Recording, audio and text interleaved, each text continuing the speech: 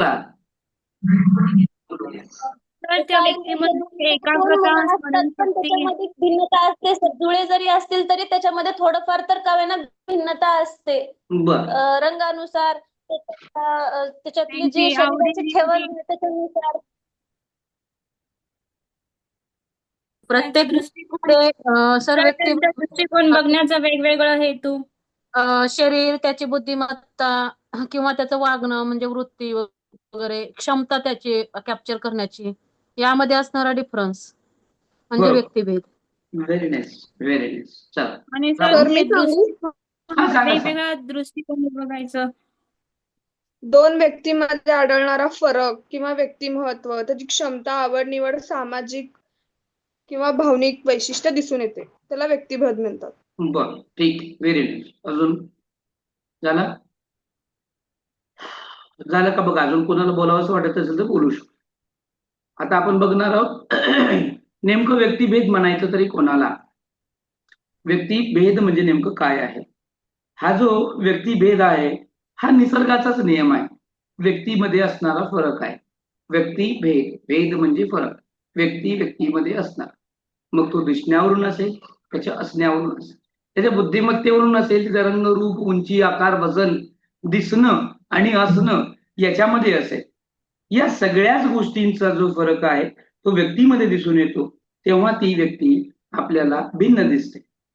आपण आपल्या परिसरामधील अनेक व्यक्तींचं आपण सूक्ष्मपणे निरीक्षण जर केलं तर प्रत्येक व्यक्ती आपल्याला एकमेकापेक्षा किंवा पहिली व्यक्ती दुसऱ्या व्यक्तीपेक्षा ही वेगळी असल्याचं आपल्याला जाणवतं.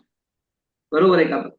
व्यक्ती मग त्या व्यक्तीच्या बुद्धीत असेल, त्याच्या रंगात असेल, त्याच्या उंचीत असेल, त्याच्या वजनात असेल, त्याच्या सौंदर्यात असेल, त्याच्या असण्यात असेल, त्याच्या वागण्यात असेल किंवा त्याच्या बोलण्यात असेल. इतकंच नाही तर त्याच्या चालण्यात सुद्धा, इत्यादी मध्ये आपल्याला जो फरक दिसून येतो, जो भेद दिसून येतो, त्याला आपण व्यक्तिभेद म्हणतो. एवढंच काय हो, दोन जुळी मुलं वरवर पाहता आपल्यास जरी ती आपल्याला साम्य दिसत असली तरी त्यांच्या स्वभावात, त्यांच्या बुद्धीत, त्यांच्या आवडीनिवडीत, एवढ्या सगळ्या भागामध्ये आपल्याला भेद जाणवतोच.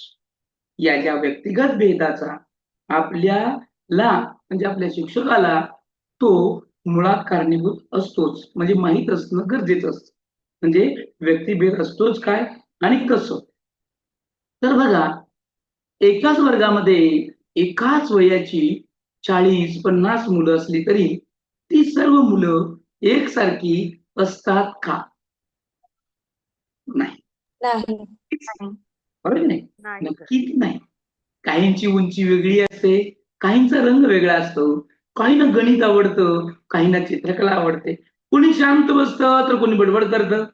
हा जो मुलामध्ये आपल्याला वेगळापणा जर दिसून येतो, त्या वेगळेपणालाच मानसशास्त्रामध्ये व्यक्तिभेद असं म्हणतात. त्यालाच काय म्हणतो आपण? व्यक्तिभेद असं म्हणतो. मग तो दिसण्यात असेल, असण्यात असेल, रंग, उंची, वजन, बुद्धिमत्ता, आवड निवड, अभिरुची, अभिवृत्ती, या सगळ्या बाबीमध्ये जो आपल्याला भेद दिसून येतो त्याला आपण व्यक्तिभेद असं म्हणतो. या जगामध्ये एकसारखी व्यक्ती दुसरी नाहीयेच. बरोबर? आता प्रत्येकामध्ये थोडा का होईना भेद आहे. एकाच आई वडिलांची दोन मुलं ही वेगवेगळी असू शकतात. एकाच आई वडिलांची दोन जुळी मुलं ही सुद्धा वेगळी असू शकतात. त्यांच्यामध्ये सुद्धा भेद असू शकतो. इतकंच काय, एकाच बीजापासून बघा, एकाच बीजापासून फलित होऊन जी निर्माण झालेली जुळी मुलं असतात त्यांच्यामध्ये सुद्धा आपल्याला भेद दिसून येतोच.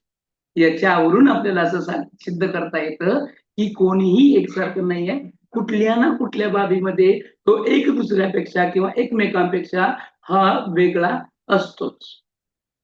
आलं का लक्षात मला काय म्हणायचं तुम्हाला? म्हणजे एकूणच तुम्हाला कळलं की व्यक्तिभेद म्हणजे नेमकं काय. कळलं की नाही? Yes or no? Only say yes or no? हो सर. हा. Yes. मग आता आपण बघूयात या व्यक्तिभेदाची नेमकी जी काही व्याख्या आहे, परिभाषा काय आहे ते आपल्याला आता बघायचं. आता वैयक्तिक भिन्नता आपण ज्याला म्हणतो, ज्याला व्यक्ती भिन्नता म्हटलं जातं, ते कुठे येतं? या जीवसृष्टीवरती जे काही सजीव आहेत किंवा जे काही व्यक्ती आहेत यांच्यामध्ये आपल्याला जैविकरित्या म्हणजे ज्या बायोलॉजिकल म्हणतो, मानसिक असेल, सांस्कृतिक असेल, भावनात्मक असेल, या सगळ्यामध्ये जे काही तुम्हाला भेद दिसतो तो भेद म्हणजे व्यक्तिभेद आहे.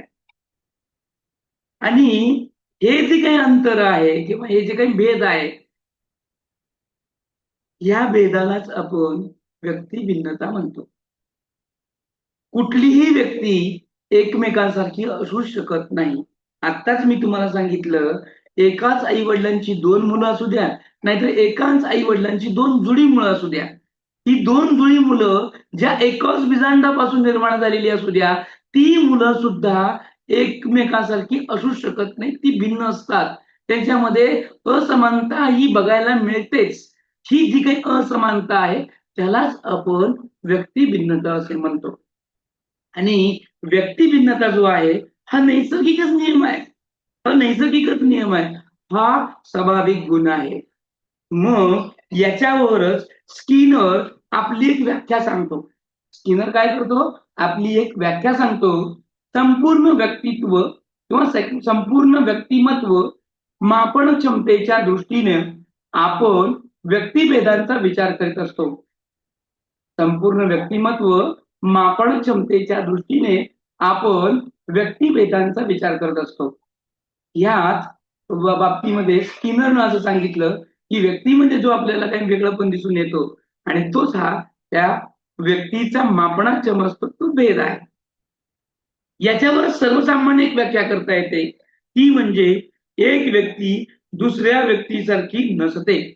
उदाहरणार्थ स्वभाव असेल, रंग असेल, रूप असेल, शरीरयष्टी असेल, आवडी निवडी असतील, या सगळ्यामध्ये जे काही गुण दोष असतील त्या गुण दोषालाच आपण त्या व्यक्तीमधील फरकांनाच आपण व्यक्तिभेद असे म्हणतो.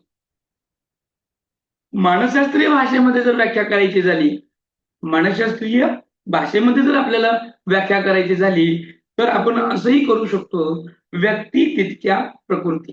बरोबर का नाही? हा शब्द आपण कुठं ना कुठं ऐकलेलाच आहे.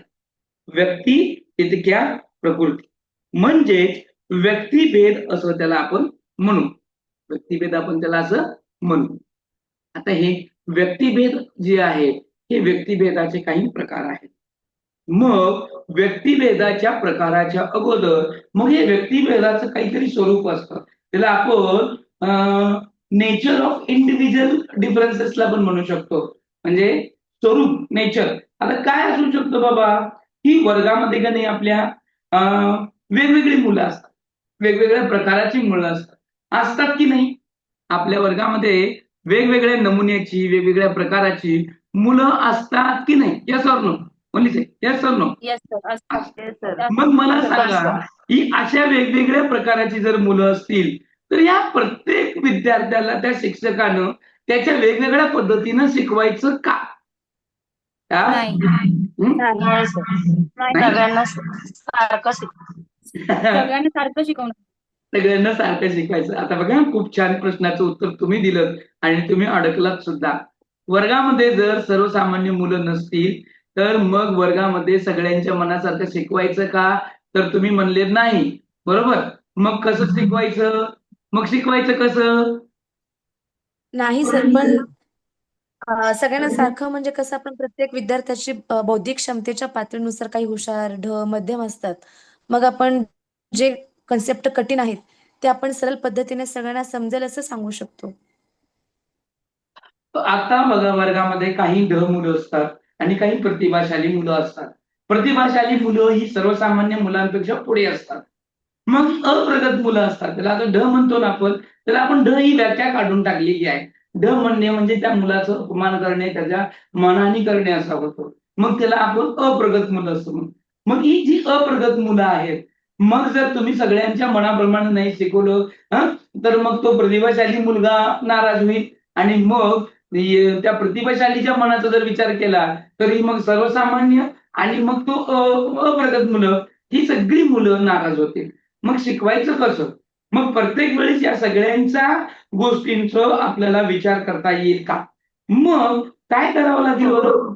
तर आपण असंही बघा याच्यावर तुम्ही सगळे शिक्षक आहात किंबहुना वर्गामध्ये तुम्ही असं करती असा की जे काही व्यक्तिभेद आहे किंवा जे काही तुम्ही अप्रगत मुलं म्हणता, प्रगत मुलं म्हणता, सामान्य मुलं म्हणता, किंबहुना या स्वभावाची म्हणा किंवा या बुद्धिमत्तेची मुलं एकत्र करून म्हणजे त्याचा गट करून तुम्ही शिकू शकता. Yes or no? ह्यांचा गट करून तुम्ही अध्ययन करू शकता. बरोबर आहे का? बघा आता हे हो, सर्व सर. आहे की नाही? आता ही जी मी वाक्यरचना या ठिकाणी करत आहे ही वाक्यरचना ऑप्शन मध्ये येते. कुठे येते? ऑप्शन मध्ये. वर प्रश्न असाही येऊ शकतो की तुम्ही वर्गामध्ये व्यक्तिभेद विचारात घेऊन खालील पद्धतीनं कोणत्या प्रकारे तुम्ही अध्यापन कराल किंवा वर्गामध्ये वर्गरचना कराल. तर त्यावेळेस तुम्हाला या विचार प्रक्रियेवर विचार करावा लागेल. कारण वर्गामध्ये जी मुलं असतात, आता म्हणलं मी वर्गामध्ये जर 40 मुलं असतील तर ही 40 मुलं एकसारखी नसतात, एकसारखी बुद्धिमत्तेची नसतात, एकसारख्या आवडीची नसतात, एकसारख्या निवडीची नसतात. मग एक शिक्षकाला हे कसं पॉसिबल आहे 40 मुलांच्या मनाचा विचार करून त्याला 40 प्रकारे शिकवू शकेल का? 40 प्रकारे शिकवू शकेल का? नाही. It is impossible. ठीक नाही? हे इम्पॉसिबल आहे. 40 मुलांचं मिळायला 35 मिनिटं मिळतात आणि त्या 35 मिनिटांमध्ये ज्या 40 विद्यार्थ्यांचा जर मी विचार केला तर माझं अध्ययन आणि अध्यापन होणारच नाही. मग मला नेमकं काय करावं लागेल? तर मग मी काय करू शकतो? अशा विद्यार्थ्यांचा गट करू शकतो आणि त्यांना गट करून त्यांना प्रभावी पद्धतीने शिकवू शकतो. बरोबर आहे? आता हा आपण भेद करत असताना किंवा या मुलांचं वर्गीकरण करत असताना आपण काय करायला पाहिजे? कशा पद्धतीनं यांचं वर्गीकरण करायला पाहिजे किंवा कशा पद्धतीनं आपल्याला वर्गीकरण करता येतं. आता तुम्ही मला सांगा की ही मुलं वर्गामध्ये 40 आहेत. या 40 विद्यार्थ्यांची आवडीनिवडी वेगळ्या आहेत. पण मी शिक्षक म्हणून त्यांना 40 पद्धतीने शिकवू शकत नाही. मग एक आपण आयडिया केली की यांचा आपण गट करूयात. मग ही गट कशा पद्धतीनं करू शकतो? कशा पद्धतीनं करू शकतो? पहिलं सांगा चला. तुम्हाला हा प्रगत असलेले, अप्रगत असलेले. Very nice. प्रगत असणारे आणि अप्रगत असणारे. एकदम बरोबर. चला ठीक आहे. अजून कुणाला वाटतं कसं पद्धतीने करू शकतो?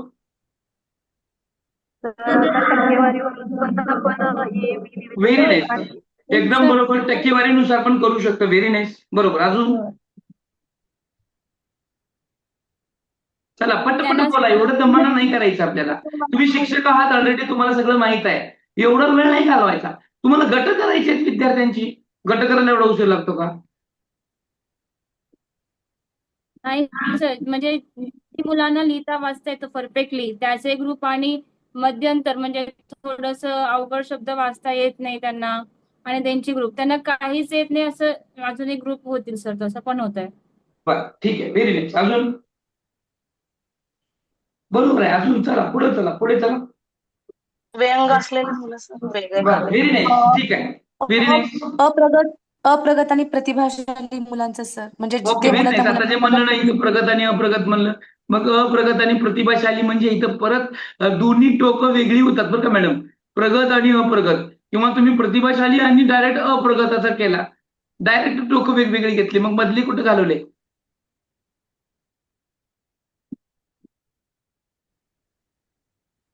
चला पुढं. ठीक आहे. आता आपण अध्ययनार्थीमध्ये जर भेद लक्षात घेऊन जर वर्गीकरण करायचं म्हणलं तर आपल्याला वेगवेगळ्या पद्धतीने वर्गीकरण करता येतं.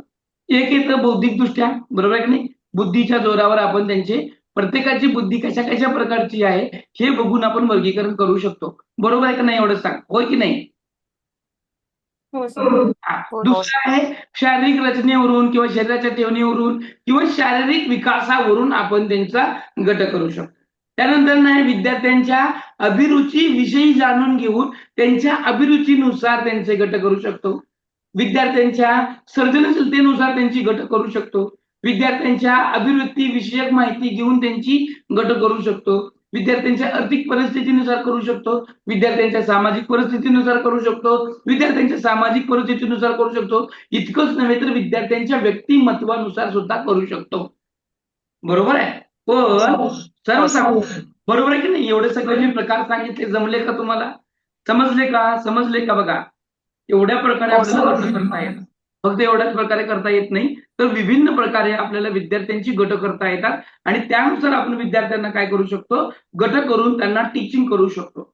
आता बघा, सर्वसामान्यपणे ज्या वेळेस बौद्धिकदृष्ट्या किंवा बुद्धिमत्तेनुसार आपण विद्यार्थ्यांचं वर्गीकरण करतो किंवा विद्यार्थ्यांची गट करतो, त्यावेळेस कधीही बघा, सर्वसामान्यपणे वर्गामध्ये, आपल्या वर्गामध्ये सर्वसामान्य मुलं जास्त असतात आणि वर्गामध्ये बुद्धिमत्तेचं प्रमाण डिस्ट्रीब्यूट करायचं झालं की वर्गामध्ये 40 मुलं आहेत आणि या 40 मुलांमध्ये बुद्धिमत्तेचं प्रमाण विचलित कसं झालं असेल याचा जर आपण आलेख काढला तर हा प्रसामान्य वक्रासारखा येतो. आणि हा प्रसामान्य वक्र हा घंटेच्या आकारासारखा येतो. हा घंटेच्या आकारासारखा येतो, त्याला आपण कर्व पण म्हणतोय की नाही इंग्लिशमध्ये. आता हा जो प्रसामान्य वक्र आहे, आता तुम्ही, मला वाटतं काही गणिताचे विद्यार्थी इथं जर असतील तर त्यांना हा प्रसामान्य वक्र माहितच आहे. हा घंटेच्या आकारासारखा असतो आणि घंटेच्या आकारात असताना इकडली बाजू आणि ही जी काही बाजू आहे ही जवळजवळ कमी असते. म्हणजे समजून आपण गृहीत धरूया तिथं 1.1% मुलं असतात, इथं सुद्धा 1% मुलं असतात. म्हणजे वर्गामध्ये अप्रगत, ज्याला आपण बुद्धिमान नाहीये, सर्वसामान्य मुलांपेक्षा सुद्धा खालच्या लेवलची मुलं आहेत, ज्यांना शिकवताना कळत नाही, लगेच समजत नाही, अंडरस्टँडिंग लेवल कमी आहे, अशी मुलं 1.1% असतात.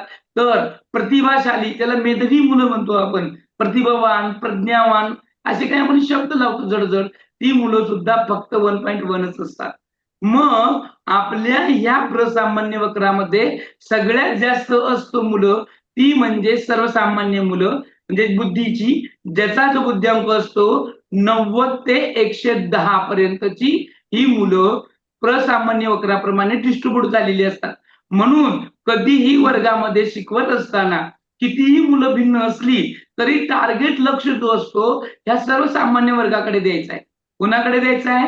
वर्गाकडे. आपण आज वर्गामध्ये जरी गेलो, मुलगा हुशार असू दे ना तर ढ असू दे, पण आपण सर्वसामान्य काय म्हणतो की एवढी मुलं सर्वसामान्य असतात. मग आपण ह्या मुलांना गृहीत धरूनच शिकवत असतो. म्हणून कधीही अध्ययन आणि अध्यापन वर्गामध्ये करत असताना वर्गामधील मुलं ही सर्वसामान्य मुलांची संख्या जास्त असते असं गृहीत धरून या सर्वसामान्य मुलांच्या प्रकारेच तुम्हाला अध्ययन पद्धतीचा वापर करायचा आहे. अंडरस्टँड? मला काय म्हणायचं ते समजलं? हो सर. आता काय Yes, होतं? समजलं. समज. आता समजा वर्गामध्ये, वर्गामध्ये की तुमच्या अप्रगत मुलं ही थोडी आहेत आणि इथं प्रतिभाशाली मुलं आहेत. आता यांना मग कसं करायचं? जर तुम्ही लक्ष यांनाच केलं मग यांच्यावर अन्याय होणार नाही का? आता बघा, मी प्रश्न केला, मग यांच्यावर अन्याय होणार नाही का? नाही सर, ते अप्रगत त्या मुलांना शिकवताना हे कॅच करतील ना सर. तर यांच्यावर अन्याय होतो. म्हणून ऍज अ टीचर म्हणून आपण काय करायला पाहिजे, ह्या विद्यार्थ्यांच्या गटाला आपण वेगळ्या पद्धतीने शिकवू शकतो आणि ह्याला पण वेगळ्या पद्धतीने शिकवू शकतो. आता कसं शिकवायचं आहे? ऑलरेडी आपल्या वर्गामध्ये आपल्याला 35 मिनिट वेळ मिळतो. मग मी याला वेगळं शिकवायला बसले आणि याला वेगळं शिकवायला बसले तर कसं होणार? प्रतिभाशाली मुलगा हा सर्वसामान्य मुलांच्या पुढेच असतो. म्हणून याला एक्स्ट्राचा वर्क द्यायचं, याला ज्यादा वर्क द्या, याला होमवर्क द्या, याला गुंतवून ठेवा. याला जितकं तुम्ही कामात गुंतवाल तेवढं तुम्हाला डिस्टर्ब कमी करेल. आता राहिला प्रश्न अप्रगतीशील विद्यार्थ्यांचा, तर ह्या विद्यार्थ्याबरोबर विद्यार्थ्यांची संख्या बघायची किती आहे आणि त्या विद्यार्थ्यामध्ये ही सर्वसामान्य मुलं सोडायची. समजा 10 आहेत तर 3-3चा गट करा आणि त्या 3 गटमध्ये एक प्रगत मुलगा सोडा, अप्रगत 3 मुलं आणि त्याच्याबरोबर एक प्रगत मुलगा सोडा. तो अप्रगत मुलगा तर 3 मुलांना प्रगत करेल. म्हणजे तुमचा लोड कमी होईल का नाही? मग तुम्ही त्याला डिस्ट्रीब्यूट न्याय दिला का नाही? तुम्ही ह्या दोघांना पण व्यवस्थित न्याय दिला की नाही दिला? येस और नो? हा. तर तुम्हाला अशा पद्धतीने वर्गामध्ये तुमचं अध्ययनाचं जे काही लक्ष आहे ते साधून विद्यार्थ्यांना आपण अध्यापन करू शकतो. परंतु सर्वसामान्यपणे किंवा सध्याच्या सद्य परिस्थितीमध्ये असं शक्यच नाहीये. बघा कसं होतं, आपण शिकवतो कसं? मानसशास्त्र सांगतो की असं शिकवायला पाहिजे, परंतु प्रत्यक्षामध्ये आपण शिकवतो कसं? मानसशास्त्र सांगतं की वर्गामध्ये 30च मुलं असायला पाहिजे, 35च मुलं असायला पाहिजे, परंतु माझ्या ऍक्च्युअल वर्गामध्ये 35 नसतात सर, दुप्पट असतात, 70, 75, 80 मुलं असतात. हाऊ टू ऍडजस्ट दिस मुलांना आपण कसं करणार? तर त्याची तुकडी पाडायची, म्हणजे 80 विद्यार्थ्यांची तुकडी पाडून मग त्यांना शिकवायचं सर. आता तिथं तुमचं मुख्याध्यापक म्हणा किंवा तुमचा संस्था चालक म्हणा ऍक्च्युअली असं तुकडी पाडूच देत नाही, तुम्हाला तसंच शिकवायला लावतो. तुम्हाला तुकडी पाडताच येत नाही, मग या मुलांना आपण हँडल कसं करणार? हाऊ टू हँडल कसं? वर्गातच गट करायचा. आपण काय करू शकतो? वर्गात गट करू शकतो. परंतु मी आताच तुम्हाला सांगितलं की सद्यस्थिती आणि वास्तविकता, सद्यस्थिती, वास्तविकता आणि हे मानसशास्त्र, जे मानसशास्त्र सांगतं ते प्रत्यक्षामध्ये आपण असं वावरू शकतच नाहीये. मग आपण प्रत्येक विद्यार्थ्याला न्याय देताना तिथपर्यंत पोहोचतच नाहीये, कारण प्रत्येक वर्गामध्ये रोजच शिकवायचं आहे, प्रत्येक तासाला प्रत्येक वर्गात जायचं आहे. मग आपला स्टॅमिना, आपली कॅपॅबिलिटी, प्रत्येक मुलाला समजून घेण्याची आपली ॲबिलिटी ही कुठे ना कुठे कमी जादा होते. हे सर खरंय का नाही? मग प्रत्येक वेळेस आपण प्रत्येक मुलाला न्याय देऊ शकत नाही. मग याच्यावर एक उपाय असतो, तो म्हणजे गट करणं. मग ह्या विद्यार्थ्यांना गट करत असताना ह्या बुद्धिमत्तेच्या प्रकारानुसार तुम्हाला गट करायचे आहेत. व्यक्तिभेद काय लक्षात ठेवला आपण? बुद्धिमत्ता. आणि बुद्धिमत्तेच्या जोरावर आपण काय केलं? 90 ते 110 सर्वसामान्य गट केला. ही सर्वसामान्य मुलं आणि अप्रगत मुलं. आता ही अप्रगत मुलं कोण आहेत? ज्याचा बुद्ध्यांक 90 पेक्षा कमी आहे, जी सरासरीच्या मुलापेक्षा चालू शकत नाही, लिहिता वाचता समजता त्यांना लवकर येत नाही सर्वसामान्य मुलांपेक्षा. मग अशा मुलांचा गट करून आपण त्याच्यामध्ये ही प्रगत मुलं सोडली. आता राहिला ह्या उच्च प्रगत, प्रज्ञावान, प्रतिभाशाली, सर्जनशील ह्या बालकांचा. मग या बालकाला आपण जर 90 ते 110 चे सर्वसामान्य बालक म्हणून शिकवायला लागलो तर किंबहुना त्यांच्याही किंवा त्याही मुलावर अन्याय होतो. म्हणून अशा विद्यार्थ्याला सर्वसामान्य विद्यार्थ्याबरोबर शिकवायचं आणि त्याला एक्स्ट्राचा लोड द्यायचा. एक्स्ट्राचा काय द्यायचाय? लोड द्यायचाय. लक्षात ठेवा, हा टीईटीचा पेपर सोडवत असताना एक गोष्ट लक्षात ठेवायची, पॉझिटिव्ह विचार करायचा, वास्तविकतेमध्ये जायचं नाही. वास्तवात काही पण असू दे, वास्तवामध्ये शाळा गोठ्यात असते, शाळा तुमच्या फ्लॅटमध्ये असते, एकाच वर्गामध्ये 100 मुलं असतात, एकाच खोलीला लागून एक खोली असते, सगळं वेगळं असतं. ती गोष्ट विचारात घेऊन तुम्ही शिकवू नका. तुम्ही फक्त आदर्श, आयडॉल पद्धत लक्षात ठेवायची आणि ह्या परीक्षेला उतरायचं, तर तुमचे मानसशास्त्राच्या प्रश्नांची उत्तरं बरोबर येणार आहेत. जर तुम्ही या प्रश्नांच्या उत्तराला वास्तविकता जर जोडली तर तुमचं उत्तर बरोबर असून सुद्धा चुकणार आहे, कारण ते आयडॉलला काय नसणार आहे? अनुरूप नसणार आहे. समजतंय का? बघा, या गोष्टी आपण दैनंदिन जीवनामध्ये वापरत नाही. बरोबर आहे का चुकीचं आहे? वर्गामध्ये तुम्ही असे गट केलेत का? किंवा करत असता का? केलं तर कधीपर्यंत करता आणि परत कधी विसरून जाता? बरोबर आहे की नाही? मी काय म्हणतो ते समजतंय का? म्हणून वर्गामध्ये ही जी काही मुलं आहेत ही वेगवेगळ्या बुद्धिमत्तेची आहेत आणि त्याच्यामध्ये आपल्याला असं गट करायचं आणि शिकवायचं. लक्षात आलं? वर्गामध्ये कधीही मुलांचं जे काही वर्गीकरण आहे किंवा त्यांचा विस्तार आहे हा प्रसामान्य वक्राप्रमाणे विस्तारलेला असतो, जो दिसताना तुम्हाला घंटेच्या आकारासारखा दिसतो. प्रश्न सुद्धा असा आलेला आहे, येऊन गेलेला आहे की वर्गामध्ये विद्यार्थी बुद्धिमत्तेच्या स्वरूपामध्ये डॅश डॅश प्रमाणे विखरलेली असतात, प्रसामान्य वक्राप्रमाणे. उत्तर त्याचं आहे, प्रसामान्य वक्राप्रमाणे ही मुलं विखरलेली असतात. मग आपण काय करायचंय की जर समजा आपण व्यक्तिभेदानुसार जरी आपण गट करायची ठरली किंवा परस्पर विरोध गट करायची ठरवली तर आपण असं पण करू शकतो, एका व्यक्तीला तरी किंवा एका व्यक्तीला तरी वेगवेगळ्या वृत्तीच्या विद्यार्थ्यांशी संबंध यावा म्हणून त्याला वेगवेगळ्या गटामध्ये करू शकतो. उदाहरणामध्ये बघा, जर आता बघा असं नसतं परंतु असं पण करू शकतो आपण. म्हणजे व्यक्तिभेदमध्ये आपण रंग पण येतो, बरोबर नाही? व्यक्तिभेदामध्ये रंग येतो. कुठल्या कुठल्या रंगाची असतात मुलं? कुठल्या कुठल्या रंगाची मुलं असतात? गोरे गोरे, बरोबर. मग आता मला समजा तुमच्या शाळेमध्ये मोठ्या प्रमाणात काळे असतील, मोठ्या प्रमाणात थोड्या प्रमाणात गोरी मुलं असतील, तर यांची आपण गट कशी करू?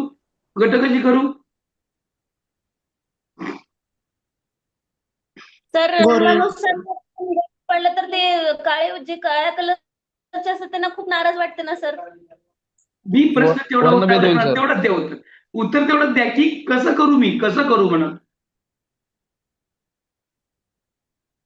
गट कसं करू?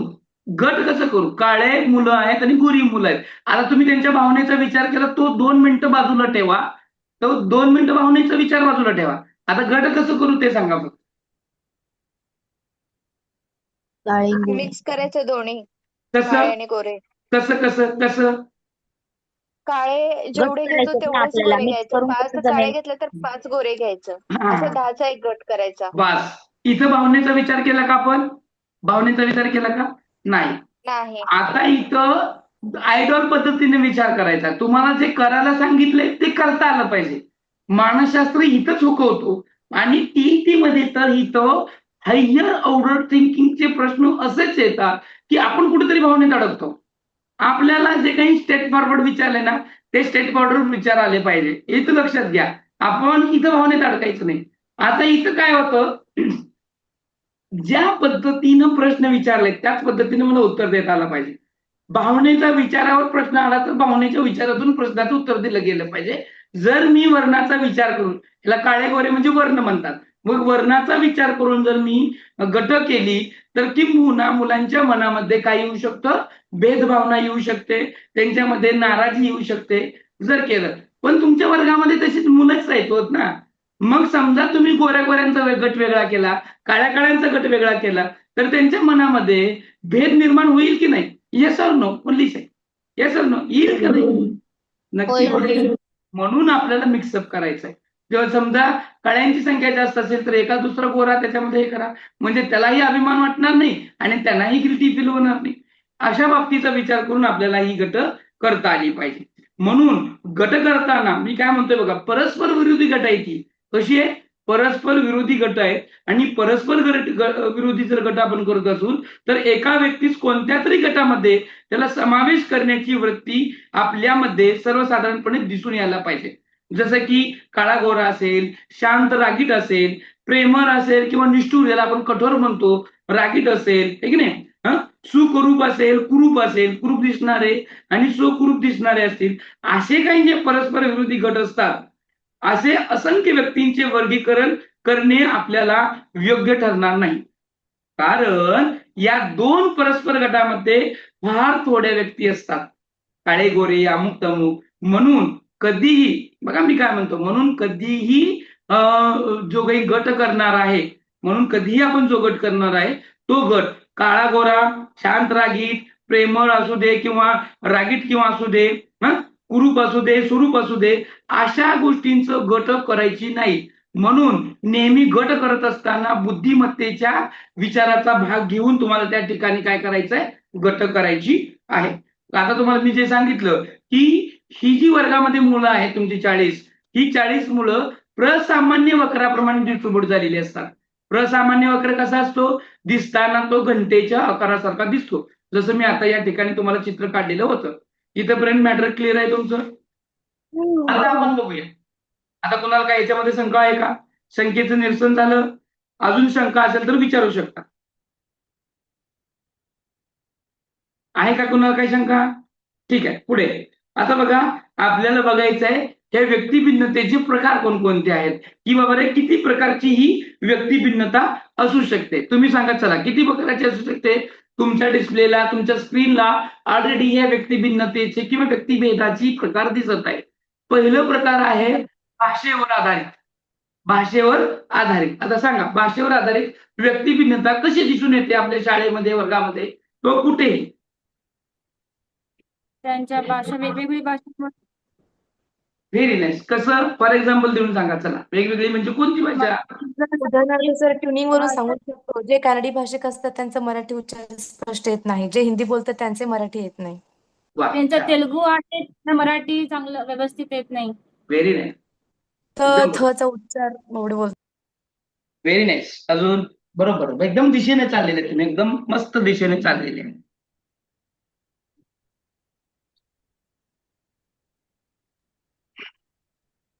आता आपल्या वर्गामध्ये सर्वसामान्य जर बघायचं गेलं तर व्यक्तिभिन्नता करत असताना वर्गातच सोडा किंवा कुठेही व्यक्तीचं जर भेद करायचं झालं तर भाषेच्या आधारित होऊ शकतं.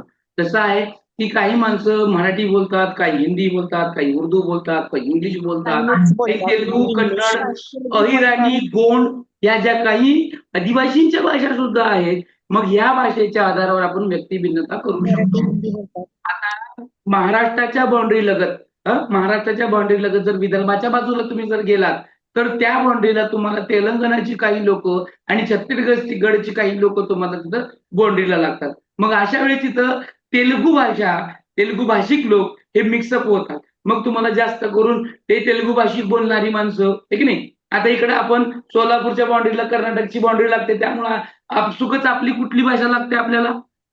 कन्नड लागते, बरोबर आहे. मग आपण ही व्यक्तिभिन्नता भाषेच्या रूपाने सुद्धा करू शकतो. कुठेही जा, म्हणजे भाषेनुसार व्यक्तिभिन्नता, म्हणजे हिंदी बोलणारा वेगळा गट, कन्नड बोलणारा, उर्दू बोलणारा, तमिळ बोलणारा, जे काही आता काय म्हणतो आपला राज्य शासनानं प्रमाणित केलेली जी काही राज्यभाषा आहेत, अशा 22-23 भाषा असतील, त्या भाषेला अनुरूप सुद्धा आपण वेगवेगळे गट असं करू शकतो. त्याच्यानंतर नाही लिंग आधारित म्हणजे लिंग आधारित भिन्नता म्हणजे कुठली येऊ शकते? मुलगा आणि मुलगी. Very nice. आता 2 प्रकार येतात का 3 प्रकार येतात त्याच्यामध्ये?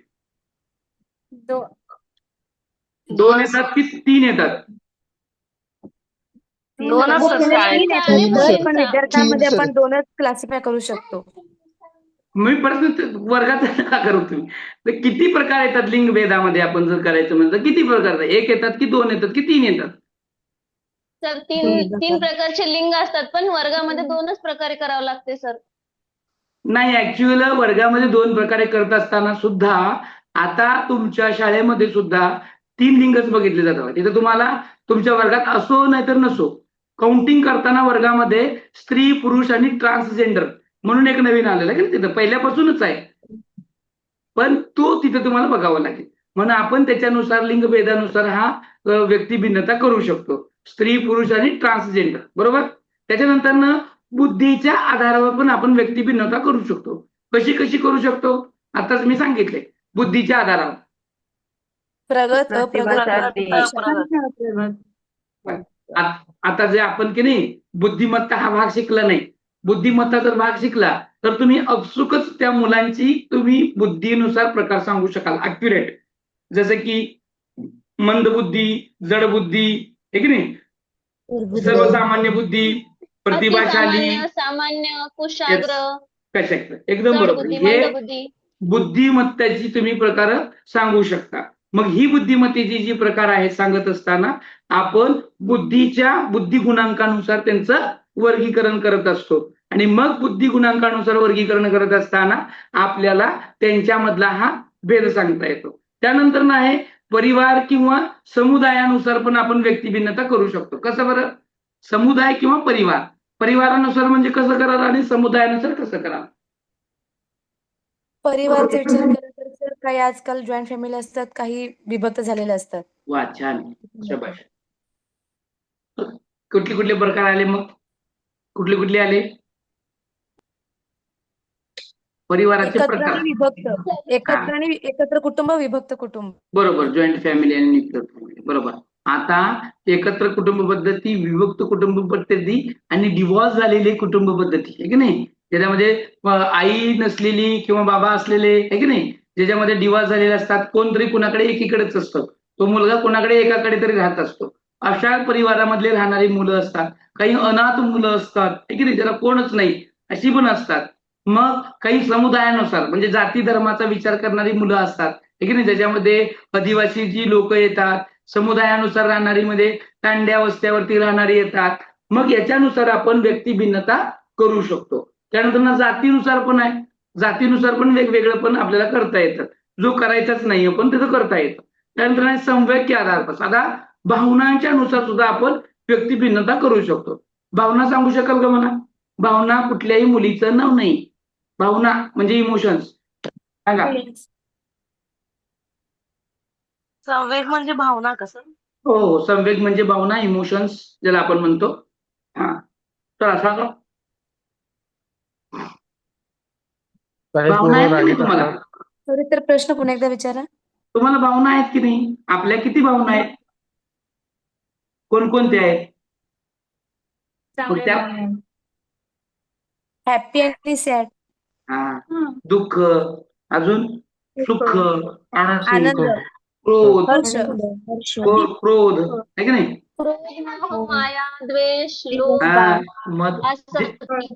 Very nice, very nice. जे षडरूपी आपण सांगतो की नाही, सुख, दुःख, मोह, मद, माया, मत्सर, ह्यानुसार, ह्या भावनेनुसार सुद्धा आपण मुलांना काय करू शकतो, विभागणी करू शकतो. म्हणजे लगेच रागीट असणारी मुलं आहे की नाही, जी शांत असणारी मुलं आहे की नाही, जी भावनाहीन किंवा भावना शून्य असणारी मुलं, अशी पण मुलं असतात आहे की नाही. मग त्या मुलांचा त्याच्या त्याच्या प्रकारानुसार आपण काय करू शकतो, गट करू शकतो. मग आहे धार्मिक प्रकारानुसार, मग त्या धार्मिक प्रकारानुसार सुद्धा मुलं वेगवेगळी करता येतात. आपला आस्तिक नास्तिक असेल किंवा धर्मानुसार असेल, त्याच्यानुसार सुद्धा आपण ते मुलं वेगळी करू शकतो. मग शारीरिक विकासानुसार, शारीरिक मध्ये काय करू शकाल आपण जास्तीत जास्त, काळीगुरी करायची का?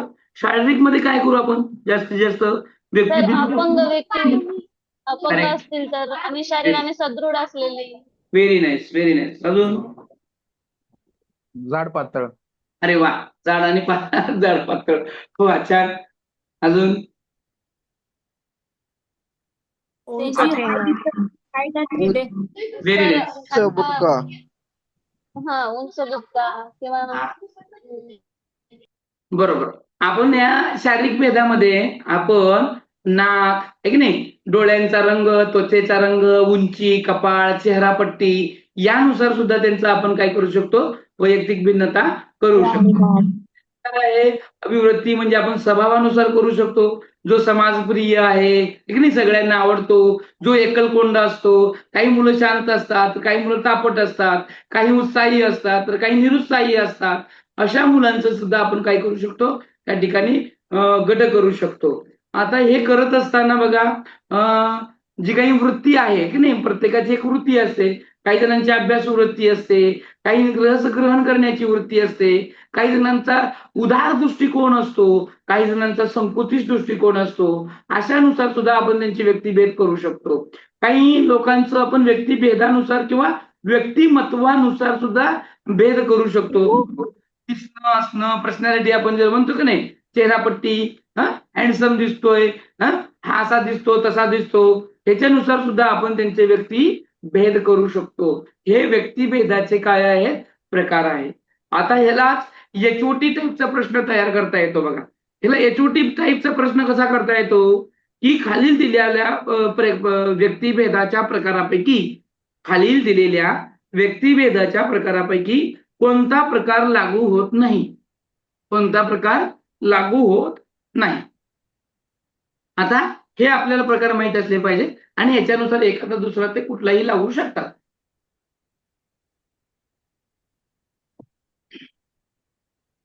आता जाऊयात आता पुढे. आता मग ही वैयक्तिक भिन्नता आहे, त्याला आपण व्यक्तिभेद म्हणतो. याची कारण काय असू शकतात बरं? काय कारण असू शकतात? व्यक्तिभेदाची कारण काय असू शकतात?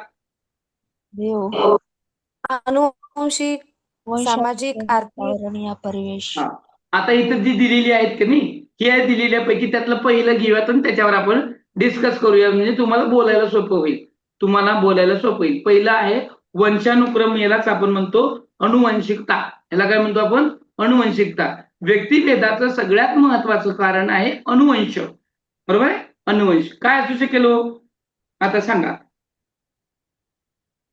काय काय असू शकतं? रंग, रूप, आकार, जाडी, उंची सांगू शकतो अनुवंशिकतेमध्ये. स्वभाव, बरं, तुम्ही जवळजवळ बरोबर आहात, बौद्धिक क्षमता, त्याची भावनिक क्षमता. तुम्ही बरोबर सांगत आहात, पण अपेक्षित उत्तर येईना. अपेक्षित अनुवंशीमध्ये हे काय होतंय, तुम्ही जे सांगत आहात ना ते काय आहे अनुवंशीमध्ये? गुणधर्म आहेत, वैशिष्ट्य गुणधर्म आहेत. Related Java, related. For example सांगू का, की बाबा अनुवंशामध्ये काय असतं? अनुवंश म्हणजे आपल्या आई वडिलांकडून आपल्याला मिळालेले काही गुण असतात. DNA, RNA. आपल्या आई वडिलांकडून मिळालेले काही गुण असतात. मग आई वडील जाडे असतील तर मुलगा जाडा होऊ शकतो, आहे की नाही? आई वडील काळे असतील तर मुलगा काळाच होणार आहे. थोडीच तो जपानला जाऊन आलेला गोरा पान असणार आहे, नाही. जर आई वडील गोरे असतील तर मुलगा गोराच होईल, आहे की नाही? मग अजून आई वडिलांकडून काही रोग पण येऊ शकतात, आहे की नाही? आजार ज्याला आपण म्हणतो, जसं की डायबिटीज, आहे की नाही? आई वडिलांच्या अनुदोषाकडून येऊ शकतो. मग अनुवंश म्हणजे फक्त आपले आई वडीलच का? अनुवंशामध्ये येणारा जो काही गुण आहे फक्त तो आपल्या आई वडिलांकडूनच येतो का? तर नाही. नाही सर. आजी आजोबा हा आत्या काकू बोला बोला. मावशी. आई वडिलांकडून न येता आजी आजोबा आत्या आईचे काकू आई वडील मामा वडिलांचे आई वडील त्यांच्याकडून पण येतात. हा वाक्य व्यवस्थित त्यांच्याकडून पण पूर्ण येतात. करा. वाक्य व्यवस्थित. आई वडिलांकडूनच येत नाही असं नाही. आई वडिलांबरोबरच आई वडिलांच्या आई वडिलांबरोबर आई आजी आजोबा वडिलांबरोबर नाना नानी चाचा चाची दादा दादी फुफा फुफी यांच्याकडून सुद्धा तुम्हाला काही गुण ट्रान्सफर होऊन येताना दिसतात. मग त्याला आपण अनुवंश म्हणतो. मग ते काहीतरी जशाच तसे किंवा सारखेपणा आपल्याला त्याच्यामध्ये दिसून येतो. लॉ ऑफ रिग्रेशन मध्ये काय होतं की उंची आई वडील जर असतील तर ते मुलगा उंचच होईल असं नाही. लॉ ऑफ रिग्रेशन मध्ये इथं काय होऊ शकतो? मुलगा बुटका पण होऊ शकतो. जर आई वडील म्हणजे आई आणि वडील दोघेही उच्च असतील तर लॉ ऑफ रिग्रेशन मध्ये काय होतं? मुलं सुद्धा हायटेड पण होऊ शकतात. मग हा प्रमाण असतं ते क्वचित असतं. हा प्रमाण क्वचित असतात. आंधळ्या आई वडिलांची मुलं आंधळीच होतील असं काही नाही. कधी कधी दृष्टीवाले पण होतात म्हणजे डोळसवाले पण होतात. मग हा येतो लॉ ऑफ रिग्रेशन मध्ये. मग अनुवंशाकडून आपल्याला रंग रूप आकार आहे की नाही, मग काही ते रिलेशन असतात हे सगळं ते अनुवंशाकडून येतं. त्याच्यामुळे आपल्याला व्यक्ती भिन्नता ही दिसून येते. त्यानंतर आहे वातावरणाचा किंवा परिस्थितीचा. काय सांगाल तुम्ही आता? परिस्थितीचा काही परिणाम होतो का व्यक्ती भिन्नतेवर? होतो की नाही होतो? पहिला हो हे नाही होतो सर. होतो कसा सर. होतो? होतो सर. परिस्थितीनुसार सर. परिस्थितीनुसार तो चांगला किंवा वाईट असं वागतो इतरांशी. घरात जर सर शांतता वातावरण परिस्थिती. धार्मिक वातावरण असेल तर मुलगा धार्मिक होऊ शकतो. जर घरात वाईट वातावरण असेल तर मुलगा वाईट वृत्तीला लागू शकतो. Very nice. एकदम बरोबर. अजून अजून श्रीमंत घरातील मुलगा खाऊन खट्टा-पिट्टा असतो आणि गरीब घराण्यातील मुलगा थोडंसं सडपातळ. उदाहरण सांगाल का एखादं उदाहरण सांगाल? ते कुठल्या अंबानीचा मुलगा आहे की नाही? अनंत अंबानी. हा ठीक आहे नाही बरोबर आहे. असं पण होऊ शकतंय. अजून बरोबर आहे असंही होऊ शकतं. एवढंच काय सर तर उंच आपलं काय त्याला आर्थिकदृष्ट्या सबळ असणाऱ्या जर कुटुंबातली काही मुलं बघितलं तर तुम्हाला आळशी पण दिसून येतात. आहे की नाही? हा वातावरणाचा बरं काय कशासाठी करायचं आहे? बापानं माझ्यासाठी एवढं मोठं कमवून ठेवलंय की मग मला नाही देणार तर कुणाला देणार आहे? ते कामच करत नाही. उलट ज्याच्या घरी आई वडील श्रीमंत नसतात गरीब असतात तिथली मुलं खूप काबाड कष्ट करताना तुम्हाला दिसतात. का तर आई बापानं आपल्यासाठी काय कमवलं नाही किमान आपल्याला तरी काहीतरी कमवावं लागेल म्हणून ही मुलं तुम्हाला काहीतरी करताना दिसतात. एकाच आई वडिलांची दोन मुलं जर वेगवेगळ्या वातावरणात जरी आपण ठेवली तर ती त्या वातावरणानुसार तुम्हाला वाढताना दिसतात.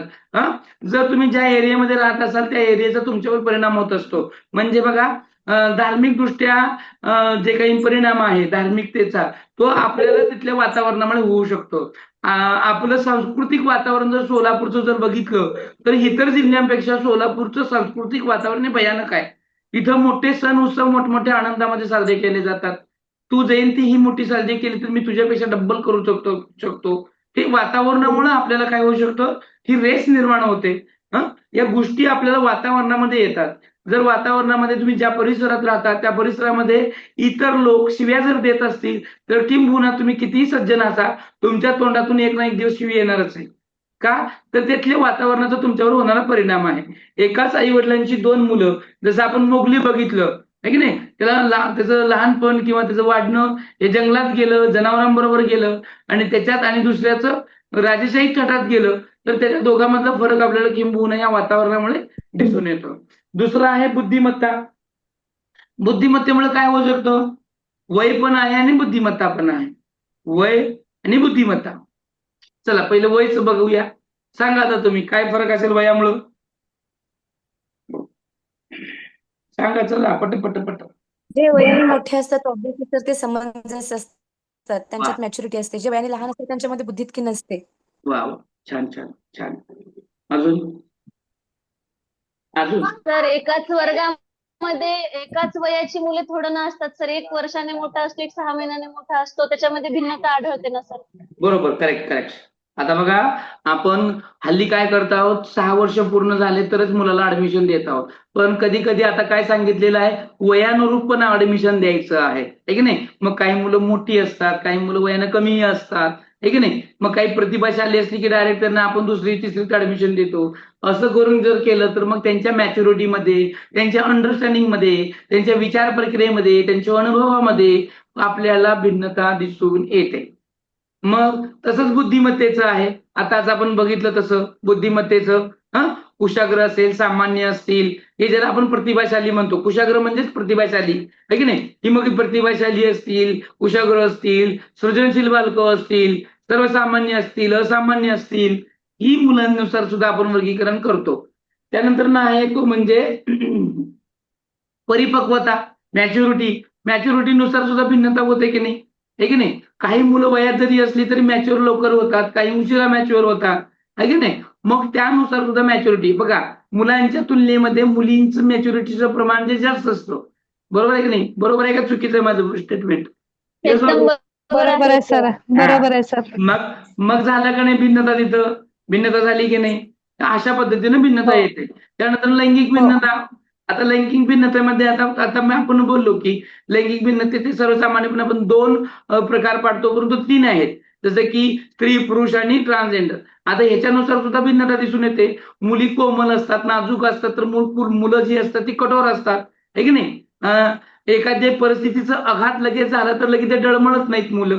पण मुलींचं विरुद्ध आहे. नाजूक कोमल असल्या कारणामुळे एखाद्या परिस्थितीचा, एखाद्या सिच्युएशनचा परिणाम लगेच खोलवर होतो, दुःखी होते, रडते, आहे की नाही. आणि व्यक्ती भिन्नतेमध्ये बोलताना सुद्धा आपण लगेच करतो, आहे की नाही. काय मुलीसारखा रडतोय म्हणून करतो की नाही. भेद लगेच झाला का नाही. काय मुलीसारखं मुळमुळ रडतो रे म्हणतो की नाही.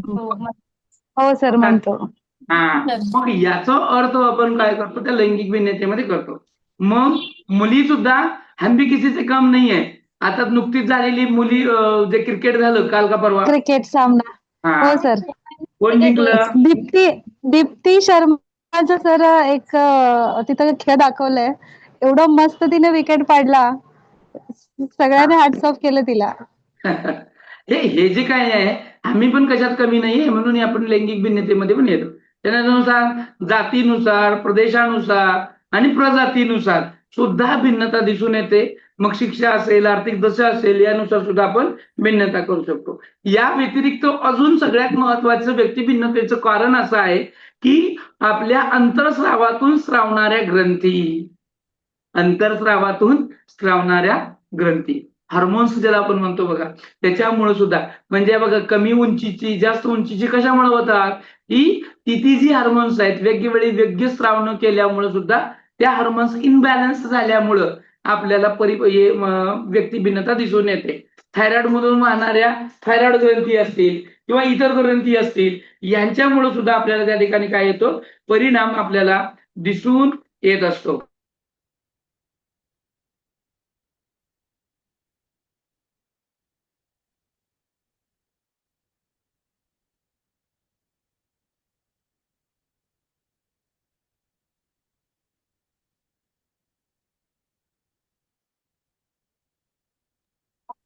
मग यानुसार आपण काय करू शकतो, व्यक्तिभिन्नता करू शकतो. लक्षात घ्या, व्यक्तिभिन्नतेचे खालीलपैकी कोणते प्रकार आहेत आणि कोणते प्रकार नाहीत, अशा प्रकारे सुद्धा प्रश्न आपल्याला येऊ शकतो. मग त्यावेळेस आपल्याला या अंतरस्रावीतून स्रावणाऱ्या ग्रंथी, म्हणजे आपण सहज ज्या गोष्टीकडे लक्ष देऊ शकत नाही असा पर्याय जर आला की तिथे आपण किंबहुना नाही असं आपल्याला वाटतं किंवा आपल्याला आहे असं वाटतं, त्यामुळे ते कधी कधी आपण चुकून त्याला टिक केलं की उत्तर कधी चुकवू शकतो. त्याच्यामुळं अंतरस्रावातून स्रावणाऱ्या ज्या काही ग्रंथी आहेत याच्यामुळे सुद्धा व्यक्तिभिन्नता दिसून येते. त्याला हार्मोन्स इनबॅलन्स म्हणतो. थायरॉइड ग्रंथी असतील किंवा जे इतर भरपूर ग्रंथी आहेत त्याच्यामुळं, जसं की मुलीमध्ये आणि मुलामध्ये त्या हार्मोन्समुळेच फरक आपल्याला दिसून येतो, तो सुद्धा असेल त्या ठिकाणी. त्यानंतर नाही की बाबा ज्ञानेंद्रियाचे, आपले जे ज्ञानेंद्रिय आहेत त्याच्या क्षमता असतील, ज्ञानेंद्रियांच्या क्षमता, कॅपेबिलिटी, सेन्सर जेवढे आहेत तेवढे आहे की नाही, त्याच्यामुळे काय येतं की नाही, येतो की नाही, ज्ञानेंद्रियांच्या क्षमतेमध्ये काय फरक येतो की नाही येतो. Yes sir sir. सगळ्यांना ज्ञानेंद्रिय सेमच असतात ना सर? काय क्षमता कमी जास्त सगळ्यांना असू शकते. काय म्हणतात की तुमचा आवाज कमी जास्त होतो. व्यवस्थित बोला, काय म्हणताय तुम्ही? सर मला म्हणायचं होतं का ज्ञानेंद्रिय सगळ्यांचे सेमच असतात पण त्याच्यामध्ये क्षमता कमी जास्त असतात, बरोबर आहे सर? हो हो बरोबर. आता बघा, ज्ञानेंद्रियांची क्षमता म्हणले मी, ज्ञानेंद्रिय सगळ्याला सारखीच असतात तर तीच आहेत. बरोबर. किती ज्ञानेंद्रिय आहेत आपली? ज्ञानेंद्रिय किती आहेत? 5. 5. बरं, पाच आहेत. कोणकोणती आहेत? कोणकोणती आहेत? कान, नाक, डोळे, कान कान, आहे, जीभ, डोळे, त्वचा. नाक. त्वचा, नाक. या जगामध्ये सगळ्यांना डोळे आहेत. सगळ्यात आपल्या पुरुषांना, महिलांना, ट्रान्सजेंडरला सगळ्याला आहेत. बरोबर. मग सगळ्यांची जी काही दृष्टी आहे ती सारखी आहे का हो? सारखी आहे का? नाही. नाही. त्याच्या नाही क्षमता सर. कमी जास्त आहे की नाही?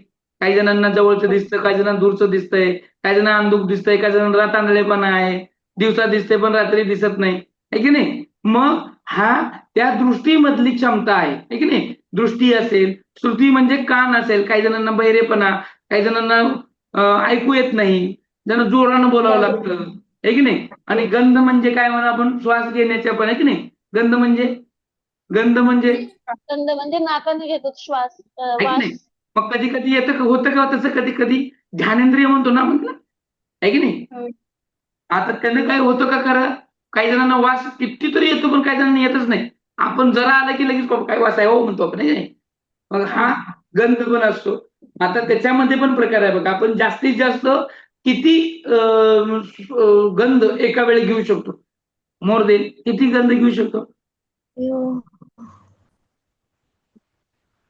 सर्वसामान्यपणे बघा, विज्ञानातला प्रश्न 3-4 2, वास 3, तर घेऊ शकतो आपण कागोपाठ. 3. 3-4 वास घेऊ शकतो, पण 4थ्या-5व्या वासापासून आपल्याला गंध लगेच यायला तिथं काय होऊ शकतो?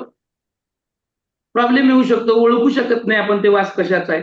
म्हणून बघा, त्या ठिकाणी ज्यावेळेस तुम्ही सेंट वगैरे घेता किंवा त्यावेळेस ना भरपूर प्रकारचे जर सेंट असतील तर त्यावेळेस आपल्याला आपलं जे काही श्वास आहे किंवा जे काही वास आहे, गंध म्हणतो ना आपण त्याला, ते झिरो करण्यासाठी कॉफीच्या बिया वापरतात. कॉफीच्या बियांचा वास घेतला की पूर्वीचं जे काही घेतलेलं वास आहे ना ते झिरो होतं आणि मग नवीन वास आपल्याला यायला सुरुवात होते. म्हणून आणि सगळ्यात जास्त कोणत्या प्राण्याचं ज्ञानेंद्रिय चांगली आहे तर ती कुत्र्याची आहे. म्हणून श्वान पथकामध्ये कुत्र्याला घेतलं जातं, कारण त्याची वास घेण्याची जी क्षमता आहे ना ती जास्त आहे माणसापेक्षा. ते वेगवेगळे वास लगेच ओळखू शकतो, आहे की नाही? मग आहे स्पर्श. स्पर्श कळताना सुद्धा आपल्याला भिन्नता दिसून येते, आहे की नाही? लिंगभेद पाहिलं आपण, वय पाहिलं, राष्ट्रीयत्व आहे, राष्ट्रीयत्वाने सुद्धा भिन्नता असते. मग राष्ट्रीयत्वामध्ये आपले भारताचे, बांगलादेशचे, पाकिस्तानचे, अरबस्तान, खर्बिस्तान, आहे की नाही? हे सगळ्यांना राष्ट्रीयत्व वेगवेगळे येतात.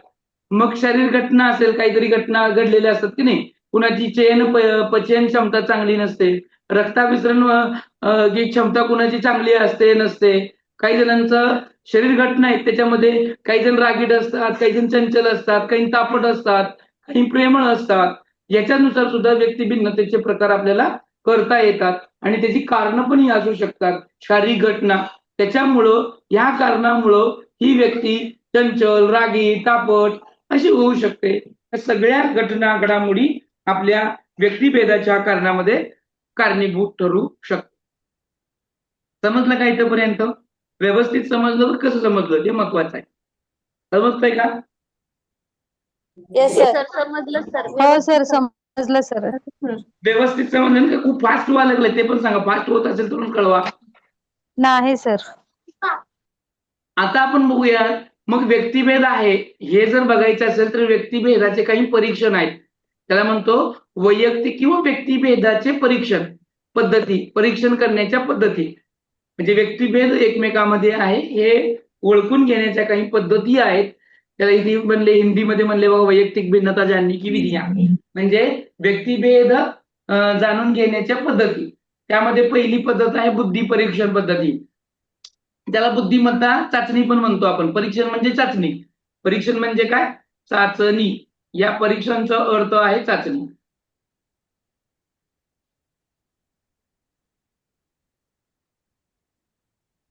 आता काय होईल सगळी बुद्धी चाचणी आहे का? काय बुद्धिमत्ता चाचणी कशी असते हो? मग काय करू, त्याचे काय फरक करू शकतो आपण त्याच्यानुसार? बोला पटपट. प्रश्न कळला की नाही कळला? कळला. तर बुद्धिमत्ता चाचणी म्हणजे सर कुशाग्र बुद्धींसाठी वेगळी चाचणी ठेवायची आणि जड बुद्धी असणाऱ्यांसाठी वेगळी चाचणी ठेवायची, जसं की त्यांच्यासाठी सोपे सोपे प्रश्न आणि जे कुशाग्र असतात त्यांच्यासाठी थोडं डिफिकल्टी लेवलचे प्रश्न असं. बरं, ठीक आहे. आता आपण त्या सगळ्यांसाठी एकच चाचणी ठेवू शकतो आणि त्या चाचणीतून त्यांचं वर्गीकरण करू शकतो. बरोबर आहे का? समजा तुम्ही बुद्धिमत्तेच्या 100 मार्काची चाचणी घेतली, या 100 मार्कावरून तुम्ही ठरवू शकता की नाही?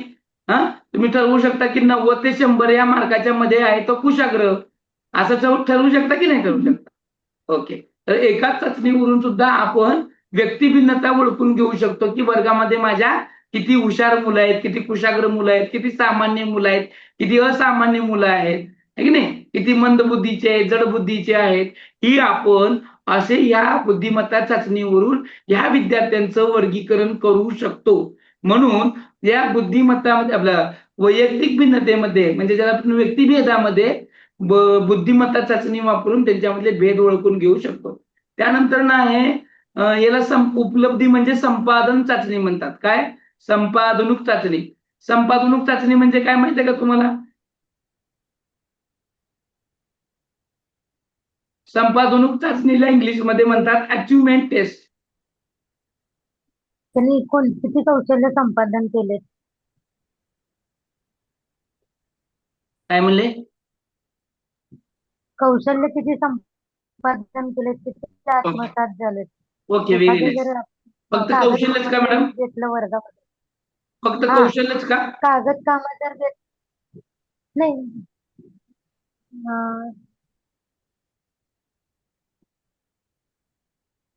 फक्त कौशल्यच का? संपादनुक मध्ये त्याला आपण अचिव्हमेंट टेस्ट म्हणतो, संख्यात्मक आणि गुणात्मक अशी दोन्ही प्रकारची असते. आता उदाहरण जर बघायचं झालं, आपण जी 17च्या शेवटी आणि 17च्या मध्यात जी चाचणी घेतो, जशी माग इंग्रजीच्या मॅडमने शिकवलं होतं बघा, इव्हॅल्युएशन आणि 2 type of evaluation, summative evaluation आणि फॉर्मेटिव्ह इव्हॅल्युएशन, आहे की नाही. हे दोन्ही प्रकारचे जे काही इव्हॅल्युएशन्स आहेत, हे उपलब्धी चाचणी म्हणजे तीच आहे. म्हणजे याला अचिव्हमेंट टेस्ट म्हणतो, जी 17च्या शेवटी म्हणा किंवा एखादं विद्यार्थी किती गुणवंत आहे, ते हे वर्ग पास होण्याच्या लेवलचा आहे की नाही, म्हणून जी आपण चाचणी घेतो ती येते ती अचिव्हमेंट टेस्ट, की मी किती अचीव्ह केलेलं आहे. इयत्ता 5वीचं ज्ञान मी किती अचीव्ह केलेलं आहे हे अचिव्हमेंट टेस्ट न बघतो, जी आपण टेस्ट घेतो ती. मग ही टेस्टचे प्रकार आहेत. युनिट टेस्ट असते, डेली टेस्ट असते, सरप्राईज टेस्ट असते, आहे की नाही. मग वर्गाच्या शेवटी, 17च्या शेवटी, आहे की नाही. मग असं वार्षिक, 9माही, 6माही, तिमाही आपण म्हणतो ते त्या पद्धतीच्या. त्याच्यातून आपण काय करू शकतो? विद्यार्थ्यांचा भेद आपण ओळखून घेऊ शकतो. संवेग परीक्षण म्हणजे भावना चाचणी. आता याला इमोशनल टेस्ट म्हणतात, की आपण किती इमोशनल आहे हे बघितलं जातं आणि त्याच्यातून आपण भेद करतो. मग रागीट किती आहे, प्रेमळ किती आहे, दुःखी किती जण होतात, मोह, मद, माया, मत्सर असे जे आपले षडरूपी आहेत, त्याच्यानुसार आपण त्याचं भेद सुद्धा करू शकतो. त्यानंतर अभिक्षमता, आपल्यामध्ये कॅपॅबिलिटी, कॉम्पिटन्सी जसं आहे ते चाचणी करणार, त्याच्यानुसार आपल्यामध्ये किती कॉम्पिटन्सी आहे, क्षमता किती आहेत हे मोजण्याचं काम या क्षमता करतात आणि त्याच्यानुसार आपण मुलांच्या क्षमतांचं वर्गीकरण करू शकतो. त्यानंतर आहे इंटरेस्ट टेस्ट, ज्याला अभिरुची चाचणी म्हणतो आपण. इंटरेस्ट कुठल्या प्रकारचा आहे, जसे की 10वी झाल्यानंतर मुलाला कुठल्या क्षेत्रामध्ये इंटरेस्ट जास्त आहे हे बघून त्याला त्या स्ट्रीमचं ऍडमिशन दिलं जातं. बरोबर आहे का? मग एखाद्याला नेव्ही मध्ये असेल तर मग त्याच्यासाठी त्याला कुठल्या क्षेत्रामध्ये इंटरेस्ट आहे हे बघण्यासाठी आपण अभिरुची चाचणीचा त्या ठिकाणी वापर करतो आणि त्यानुसार व्यक्तींचं भेद करतो. पर्सनॅलिटी टेस्ट जे असतात त्याला व्यक्तिमत्व परीक्षण किंवा व्यक्तिमत्व चाचणी म्हणतात. ही पर्सनॅलिटी आपली कशी आहे, कशा पद्धतीचा विचार करतो आपण, हे पाहण्यासाठी व्यक्तिमत्व चाचणी असतात आणि त्याच्यातून आपण व्यक्तिभेद जाणून घेतो. व्यक्तिभेद जाणून घेण्यासाठी जवळजवळ 6 आणि 6 पेक्षा जास्त प्रकारे आपण पद्धतीचा वापर करून व्यक्तिभेद आहे की नाही किंवा कशा प्रकारचा आहे हे जाणून घेतो. समजतंय? इथपर्यंत समजलं का? हे समजलं?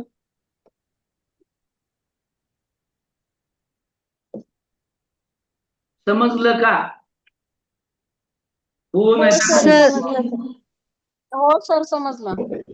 सर काय अडचणी? अभिक्षमता आणि अभिरुची या दोन्हीचं आणखी एकदा सांगता का? अभिरुची आवाज म्हणजे इंटरेस्ट तुमचं टेस्ट. अभिरुची म्हणजे इंटरेस्ट टेस्ट म्हणतो ज्याला तुमच्यात कशा कशाची अभिरुची आहे. कुणाला गाण्याची असते, कुणाला ओरडण्याची असते, रडण्याची असते, हसण्याची असते, काही जणांना हस्तकलेची असते. मग कुणाला कुठल्या कुठल्या गोष्टीची अभिरुची आहे हे पाहण्यासाठी एक निश्चित अशी अभिरुची केली जाते.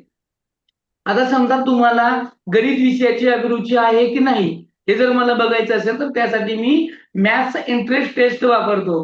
तुम्हाला सायन्स विषयाची अभिरुची आहे का नाही म्हणून मी सायन्स इंटरेस्ट टेस्ट वापरतो. तुम्हाला इतिहास विषयाची अभिरुची आहे का नाही पाहण्यासाठी मी हिस्ट्री इंटरेस्ट टेस्ट वापरतो. मग तुम्हाला त्या विषयातली आहे का नाही, मग त्याच्यामध्ये पण प्रकार पडतात. निम्न प्रकारची, मध्यम प्रकारची आणि मग उच्च प्रकारची अशी 3 किंवा 5 प्रकारचं वर्गीकरण करून आपण त्या विद्यार्थ्यांचं करू शकतो. कॉम्पिटन्सी असतात त्याला आपण क्षमता परीक्षण म्हणतो किंवा क्षमता चाचणी असते. तुमच्यात कशा कशाच्या क्षमता आहेत आणि किती आहे ह्या क्षमतांचं सुद्धा आपण त्या ठिकाणी परीक्षण करू शकतो. असे हे 2 त्याच्यामध्ये भेद येतात. ठीक आहे? अजून कोणाला काय अडचण? समजलं का तोपर्यंत? हो सर. आता या क्षमतेचं आपल्याला वापर करून कसं घेता येईल किंवा व्यक्तिभेदामध्ये समायोजन साधण्यासाठी शाळेच्या भूमिका कशा असतील किंवा शिक्षण क्षेत्रामध्ये या वैयक्तिक भिन्नता जाणून घेण्यासाठी आपण त्या भिन्नतेचा विचार करून काय काय केलं पाहिजे, कसं त्याचा व्यक्तिगत भिन्नतेचा वापर आपण आपल्या या शिक्षण क्षेत्रामध्ये कसा वापर केला पाहिजे. बरं, या व्यक्तिभिन्नतेचा वापर आपण आपल्या या शिक्षण क्षेत्रात केला पाहिजे की नाही? केला पाहिजे की नाही? हो सर. कसं कसं किंवा कशी मदत होईल त्याला आपण शैक्षणिक उपयोजन पण म्हणू. कसं होईल?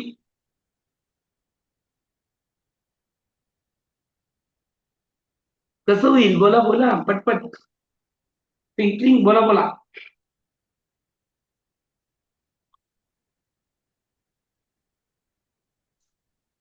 अरे बोला.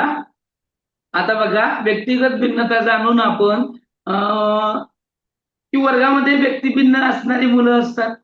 या व्यक्तिभिन्नतेचा मी जर विचार नाही केला आणि विचार न करता मी तसा सिलेबस तयार केला, काय होईल? काय होईल?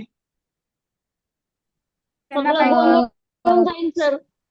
नाही त्यांना गोंधळून जातील मग. आणि जे हुशार असतात ते जे लक्ष देतात त्यांना समजेल, क्वचित समजेल पण समजेल आणि बाकीच्यांना डोक्यावरून जाईल. मग आपण अभ्यासक्रम निर्मिती करत असताना व्यक्तिभिन्नतेचा विचार केला पाहिजे की नाही केला पाहिजे? हो, केला पाहिजे सर. मग केला पाहिजे जर असेल तर कसा केला पाहिजे बरं? बघा आलो बघा, परत प्रश्नामध्ये आलो अजून. कसा कसा केला पाहिजे? त्या व्यक्तींच्या लेवलने आपण विचार करावा लागेल. त्या व्यक्तींच्या बुद्धीप्रमाणे आपण विचार करावा लागेल की बाबा त्यांना आता कसं सांगितलं तर समजेल किंवा कसं शिकवलं तर त्यांना समजेल किंवा हे असं केल्याने त्यांना लवकर समजेल. हे असं त्यांच्या पातळीवर आपण जाऊन विचार केल्यावरच आपल्याला ते पाठ्यक्रम बनवता येईल. म्हणजे काय म्हणता येईल एकंदरीत मानसशास्त्रीय भाषेमध्ये टाकून आताचं तुमचं पॉइंट कसं बसवता येईल? विद्यार्थ्यांचा स्तर लक्षात घेऊन शिक्षण पद्धती अवलंबली पाहिजे. करेक्ट. आता स्तर म्हणजे कुठला स्तर घ्यायचा आपण? कुठला स्तर घ्यायचा? बौद्धिक उच्च स्तर. बौद्धिक कुठला? त्यांच्या वयोगटाचा विचार करून सर. वयोगटाचा विचार करून. स्तर म्हणल्यानंतर बुद्धिमत्तेचा पण विचार करून करू शकतो आपण, आहे की नाही? बुद्धिमत्ते म्हणजे काही कुशाग्र मुलं असतात, काही सामान्य मुलं असतात आणि काही असामान्य मुलं असतात. हा विचार करूनच अभ्यासक्रम केला जातो. इयत्ता पहिलीचं पुस्तक बघा आणि इयत्ता 10वीचं पुस्तक बघा. इयत्ता पहिलीचं पुस्तक पण या 3-4 लेवलनेच असतं आणि इयत्ता 10वीचं पण 3-4 लेवलनेच असतं. बघा, तिथं काही सोपे उदाहरण असतात, काही सोपे धडे असतात, काही सोपा कंटेंट असतो, मग काही मध्यम कंटेंट असतो, आणि मग काही एकदम अतिउच्च लेवलचा पण असतो, म्हणजे जी प्रतिभाशाली मुलं आहेत असं. आता आमच्या काळामध्ये गणितामध्ये तिथं अ ब क ड असे 4 हे असायचे, स्वाध्यायामध्ये गट असायचे. ड ला शक्यतो कोण जायचंच नाही, अ ब क भरपूर जण सोडवायचे, ड ला कोण जायचंच नाही, जे गेला तो हुशार म्हणून समजायचा. हे पण आता तसं नाही, आता मिक्स होऊन ऑलरेडी आलेलं आहे सिलेबस मध्ये. पण ह्या सिलेबस मध्ये जरी मिक्स होऊन आला असेल तरी ह्या बुद्धिमत्तेचा किंवा बुद्धिमत्ताचा विचार करून केलेला असतो. एक दुसरा आहे इयत्तानुसार केलेला असतं. प्रत्येकाचा अभ्यासक्रम हा इयत्तानुसार रचना केलेली असते, बरोबर आहे की नाही? पहिलीला वेगळा आहे, दुसरीला वेगळा आहे, तिसरीला वेगळा आहे, पहिलीचं आणि चौथीचं सेमच आहे. पहिलीच्या आधारावरच दुसरीचा आहे, दुसरीच्या आधारावरच तिसरीचा आहे, म्हणजे सोप्याकडून कठीणाकडे गेलाय. आणि आपल्या टॉपिक मध्ये पण तसंच असते ना सर, एक टॉपिक आहे त्याच्यामध्ये फर्स्टला तर सोपं असते, नंतर त्याचं लेवल हार्ड होत जाते. हा बरोबर, म्हणूनच आपण त्याला काय म्हणतो, इयत्तानुसार, बुद्धीनुसार. त्याच्यानंतर आलं प्रत्येकाच्या आवडीनिवडीनुसार पण अभ्यासक्रम असतो की नाही? आपल्या आवडीनिवडीचा त्याच्यामध्ये विचार करतात की नाही करतात अभ्यासक्रमामध्ये? करतात ना. जसं की जसं की एखाद्या मुलाला चित्रकलेची खूप आवड आहे आणि तो चित्रकलेमध्ये एकदम शार्प आहे, तर त्याला त्याच्यामध्ये हे राहतात ना सर परीक्षा, कोणत्या परीक्षा असतात चित्रकलेच्या, एलिमेंटरी, त्याच्यातून इंटरमिडिएट. हो. एलिमेंटरी ते परीक्षा असतात. आता आता अभ्यासक्रम ह्याच्यामध्ये बौद्धिक स्तरामध्ये सर नवोदयची परीक्षा आलेत, मंथन आलंय, त्यामध्ये अजून ऑलिम्पियाड असे खूप सारे आलेत. त्यामुळे लेकरांचं पण बौद्धिक क्षमता, त्यांची कुशाग्र बुद्धी आहे, ते एकदम हाय लेवल मध्ये जातात सर. बरोबर. या सगळ्या गोष्टींचा विचार करून अभ्यासक्रमाची निर्मिती केली जाते. विद्यार्थ्यांची आवड निवड असेल, विद्यार्थ्यांच्या इयत्तेनुसार असेल, विद्यार्थ्यांच्या बुद्धीनुसार असेल, त्या सगळ्या गोष्टीचा विचार करून अभ्यासक्रमाची निर्मिती केली जाते. इतकंच नाही तर तुम्हाला अध्यापन पद्धतीचा वापर सुद्धा त्या पद्धतीनेच करावा लागतो, बरोबर आहे की नाही? तुम्हाला अध्यापन पद्धतीचा वापर सुद्धा तसाच करावा लागतो. तुम्ही एकाच पद्धतीने वर्गामध्ये शिकवता का? नाही, मग त्या टॉपिक नुसार करावं लागते सर, सोप्याकडून कठीणाकडे, परत चित्राकडून. विज्ञानामध्ये प्रायोगिक पद्धत, स्पष्टीकरण पद्धत, गणितामध्ये उद्गामी अवगामी ही पद्धत वापरतो, शैक्षणिक साधनांचा वापर करतो. म्हणजे आपण त्याला अध्ययनाची तंत्र आणि युक्त्या कृत्या आपण म्हणतो, बरोबर की नाही? या पद्धतीचा वापर करून आपण शिकवतो. मग ती कथन असेल, चर्चा असेल, स्पष्टीकरण असेल, बुद्धिमंथन असेल, शेअर अँड पेअर असेल, अशा वेगवेगळ्या असंख्य पद्धतीचा वापर करून आपण शिकवलं पाहिजे. कारण वेगवेगळ्या प्रकारची मुलं असतात, त्यांना ते समजायला पाहिजे. कृतीयुक्त आपलं अध्यापन असलं पाहिजे, ज्याच्यामुळे विद्यार्थ्यांना रस वाटला पाहिजे, त्यांना असंही वाटलं पाहिजे की हे फक्त माझ्यासाठी पण आहे, असं नाही वाटलं पाहिजे की हे शिक्षण माझ्यासाठी नाहीयेच. तर या सगळ्या गोष्टींचा विचार करून आपल्याला अध्ययन आणि अध्यापन करायचं आहे. हे अध्ययन आणि अध्यापन करत असताना विद्यार्थ्यांच्या रुचीचं, अभिरुचीचं त्या ठिकाणी तुम्हाला विचार करायचा आहे. हे करताना विद्यार्थ्यांना प्रकल्प द्या, त्यांना वेगवेगळे स्वाध्याय द्या, है की नाही? त्यांना क्रमणवित अध्ययन घ्या, वेगवेगळे इन्स्ट्रक्टर द्या. हे देऊन त्यांच्यामध्ये अभिरुची निर्माण करा. आणि विद्यार्थ्यांना अभिरुची निर्माण करत असताना हे वेगवेगळ्या स्तरातले आहेत, वेगवेगळ्या जातीतले आहेत, धर्मातले आहेत, प्रजातीमधले आहेत, हे लक्षात घेऊन तुम्हाला अध्ययन पद्धती करायची आहे. एवढंच काय सर, तर येणारा विद्यार्थी वेगवेगळ्या सामाजिक क्षेत्रामधून येत असतो, येणारा विद्यार्थी वेगवेगळ्या कुटुंब पद्धतीतून येत असतो, येणारा विद्यार्थी घरातल्या वेगवेगळ्या परिस्थितीला झटकारून झुगारून येत असतो. काही विद्यार्थी डायरेक्ट शाळेला येतात, पण काही विद्यार्थी सकाळच्या वेळेला श्रम करून येतात, म्हणजे कष्ट करून येतात. मग काही पेपर टाकतात, काही कामाला जातात, काही बूट पॉलिश करून येतात. मग हे मुलं आल्यानंतर मग त्यांची मानस्थिती वेगळी असते. मग त्याचं लक्ष नाही म्हणून आपण ओरडू शकतो का? तर नाहीये. त्याच्यामुळं या वेगवेगळ्या पद्धतीचा, विद्यार्थ्यांच्या वेगवेगळ्या मानसिकतेचा तुम्हाला विचार करून विद्यार्थ्यांना वर्गामध्ये अध्ययन करायचं आहे, अध्यापन करायचं आहे. तुम्ही वर्गामध्ये शिकवत असता, तुम्ही वर्गामध्ये एकदम भारी पद्धतीने शिकवत आहे, जीव तोडून शिकवत आहे, आणि अशाच परिस्थितीमध्ये एक मुलगा खिडकीतून बाहेर बघताय, तुम्हाला काय वाटेल हो? कसं वाटेल? आपको क्या लगेगा? काय विचारच करणार नाही का तुम्ही? तुम्ही त्याला तसंच बघू द्याल का? राग येईल ना सर सगळ्यांना. हा, साहजिकच मानवी प्रवृत्ती आहे आपली, शिकून साहजिकच वाटत नाही आपली सर. मानवी प्रवृत्ती आहे. आपल्याला राग येईल आणि आपण त्याला काय करू? काय करू? त्याला तिथून उठून जिथं खिडकी नाही तिथं बसवणार. आपण त्याला त्याला आपल्यासमोर सातों तारे, त्याला 7 आसमान के तारे दिखाने की कोशिश करेंगे, है की नाही? त्याला इतकं कुठूनच आपण, आहे की नाही? और मी एवढं भारी शिकवायला लागलो, झुकडून शिकवायला लागलो, हे कुठं बघाले म्हणून पण मारायला परवानगी नाहीये. मग त्याच्या मनस्थितीचा विचार करा. तो मुलगा खिडकीतूनच का बघतोय? खिडकीतच का बघतोय? मी एवढं छान शिकवत असताना असं कुठलं विचार त्याच्या मनामध्ये येत आहे? एवढं आपण खोलवर विचार करत नाही आणि डायरेक्ट घेतलं की चालू धोपाट द्यायला. परंतु त्या विद्यार्थ्यांच्या मनामध्ये पण काय चालू आहे तुम्हाला बघता आलं पाहिजे. कारण प्रत्येक बॅकग्राऊंड मधून मुलं आलेली असतात. काही मुलं सकाळी उपाशी तापाशी आलेली असतात. मग पोटात अन्न नसलं तरी कधी कधी तुमच्याकडे बघणं शिकवणं होऊ शकत नाही. काही मुलांच्या घरामध्ये भांडणं झालेली असतात. त्याचा परिणाम त्याच्या मनावर झालेला असतो. मग त्याचं मन विचलित झालेलं असतं. असं कित्येक अनंत कारण आहेत की ज्याच्यामुळे मुलं डिस्टर्ब होतात. आता मागे बघा, मागच्या वर्षी किंवा चालू वर्षी तुमच्या व्हॉट्सअपवर एक रील व्हायरल झाली होती बघा. प्रार्थना चालू आहे आणि त्या प्रार्थनेमध्ये मुलगा हळूच खिशातून ते रोल काढतोय चपातीचा आणि तो खायला लागलाय. बाकीचे सगळे हात जोडून प्रार्थना करायला लागलेत. बघितलं होतं का तुम्ही? तर मग ही का करतो असा मुलगा? ही मुलं असं का वागतात? आलं का लक्षात? हे वेगवेगळ्या बॅकग्राऊंड मधून आलेले असतात. काही उपाशी असतात, काही तपाशी असतात. कोण कोणत्या परिस्थितीने आला असतो. म्हणून आपण त्याला लगेच हायट्रिक देऊ शकत नाही. त्यांना त्यांच्या मनाप्रमाणे, त्यांच्या मताप्रमाणे त्यांना समजून घ्या. त्यांना समजून सांगण्याचा प्रयत्न करा आणि जितकं तुम्ही ते कराल तितकंच त्यांना ते कळणार आहे आणि ही मुलं तुम्हाला व्यवस्थितरित्या हँडल करावी लागणार आहे. कारण ती वेगवेगळ्या क्षेत्रातून व्यक्तिभिन्न असणारी मुलं असणार आहेत आणि त्यानुसार तुम्हाला तुमच्या अध्ययन पद्धतीचा वापर करायचा आहे. एकच शिकवत असताना एकच पद्धती करू नका. म्हणूनच बघा ती जन्माला आली ज्ञानरचनावाद. ज्ञानरचनावादामध्ये मुलं ही चिखलाचा गोळा राहिलेली नाहीयेत, बरोबर की नाही? मुलं आता चिखलाचा गोळा नाहीये, शिक्षक कुंभार नाहीये त्याला डुबटून आकार द्यायला. ऑलरेडी ही मुलं क्रिटिकल किंवा वेगवेगळ्या पद्धतीचे थिंकिंग ॲबिलिटी असणारी मुलं आहेत. त्यांना फक्त तुम्हाला काय करायचंय?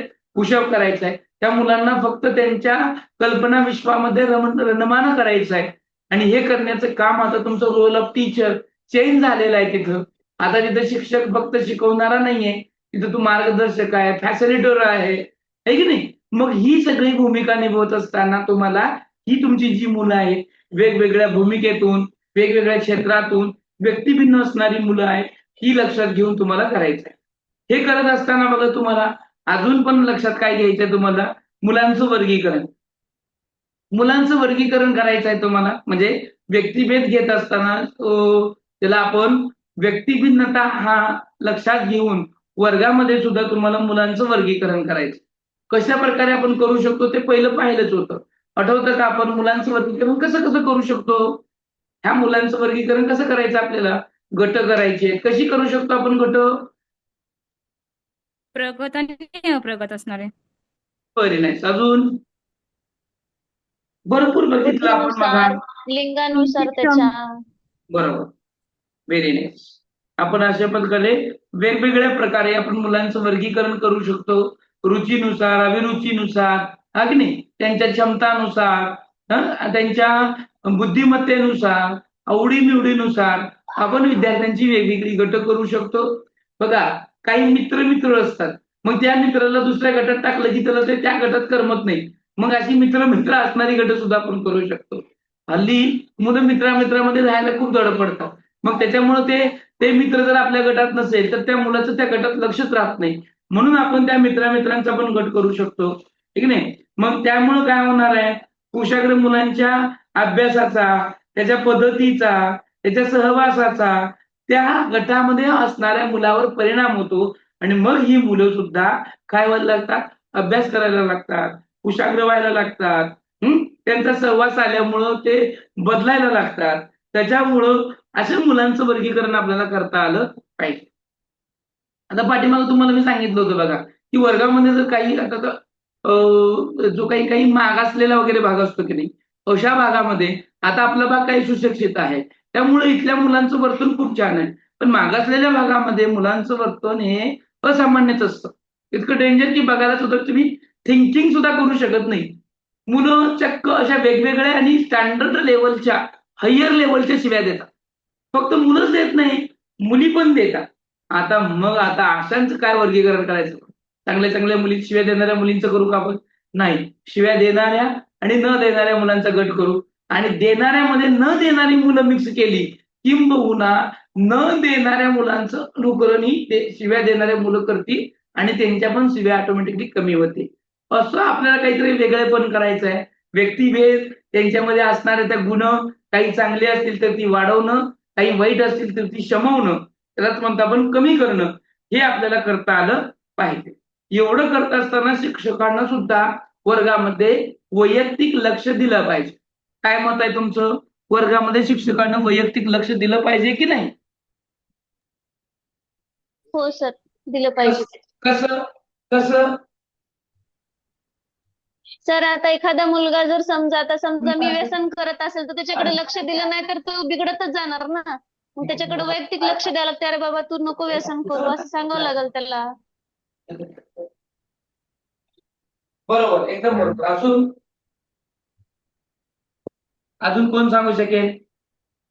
आता एखादा मुलगा जर गणित जर सोडवत असेल पण तो चुकीच्या दिशेनं सोडवत असेल तर त्याला आपण सांगावं लागेल की ही स्टेप आहे ते चुकीची आहे, रॉंग आहे. आन्सर बरोबर काढतोय पण स्टेप रॉंग करतोय, तर मग आन्सर बरोबर त्याचं त्याला सांगावं लागेल ना.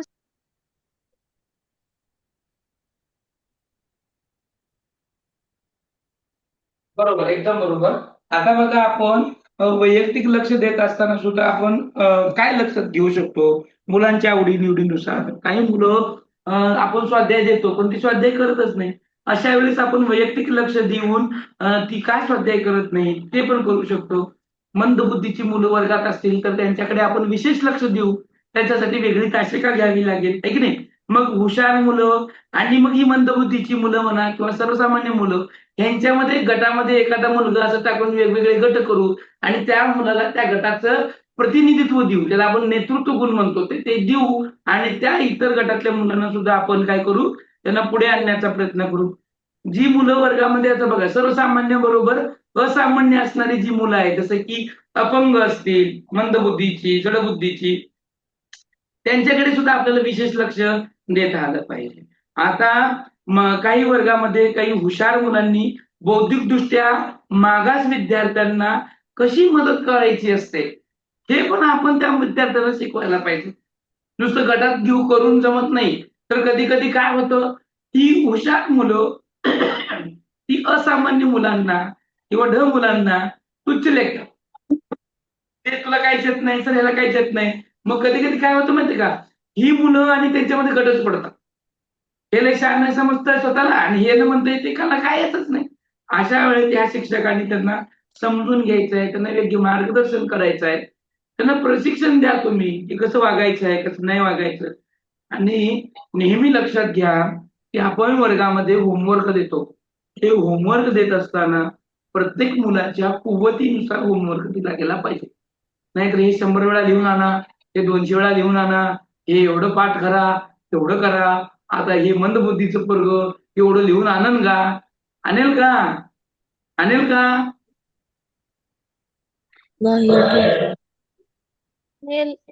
मग एक शिक्षक म्हणून व्यक्तिभिन्नता लक्षात घेत असताना त्या विद्यार्थ्यांच्या कुवतीचा विचार केला पाहिजे की नाही केला?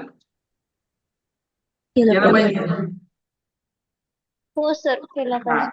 आता बघा, एवढं सगळं करत असताना तुम्ही व्यक्तिभिन्न मुलं आहेत म्हणून तुम्हाला तुमच्या वर्गामध्ये, तुमच्या शाळेमध्ये काही अवांतर उपक्रमांचं आयोजन सुद्धा करावं लागेल. अवांतर उपक्रम म्हणजे कोणती येतात? अवांतर उपक्रम माहित आहेत ना तुम्हाला? अभ्यासाव्यतिरिक्त म्हणजे शिक्षणाच्या व्यतिरिक्त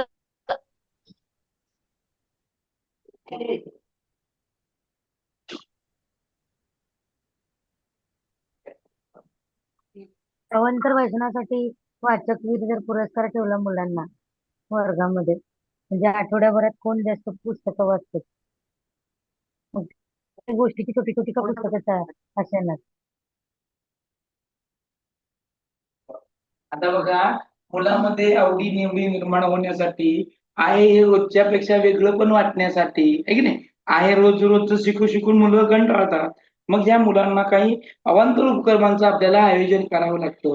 एक शिक्षक म्हणून गॅदरिंग विद्यार्थ्यामध्ये वेगवेगळे गुण विकसित होण्यासाठी विकसित होण्यासाठी शालेय स्तरावरती शिक्षकांनी, मग वक्तृत्व स्पर्धा असेल, पाठांतर स्पर्धा असेल, हस्ताक्षर स्पर्धा असेल, नाट्य असेल, आहे की नाही, चित्रकला स्पर्धा असेल, गायन असेल, वादन असेल, सहली असतील, कथाकथन असेल, त्याला आपण सांस्कृतिक कार्यक्रम म्हणतो ते असेल, क्रीडा स्पर्धा असतील, या सगळ्या उपक्रमांचं आयोजन करता आलं पाहिजे.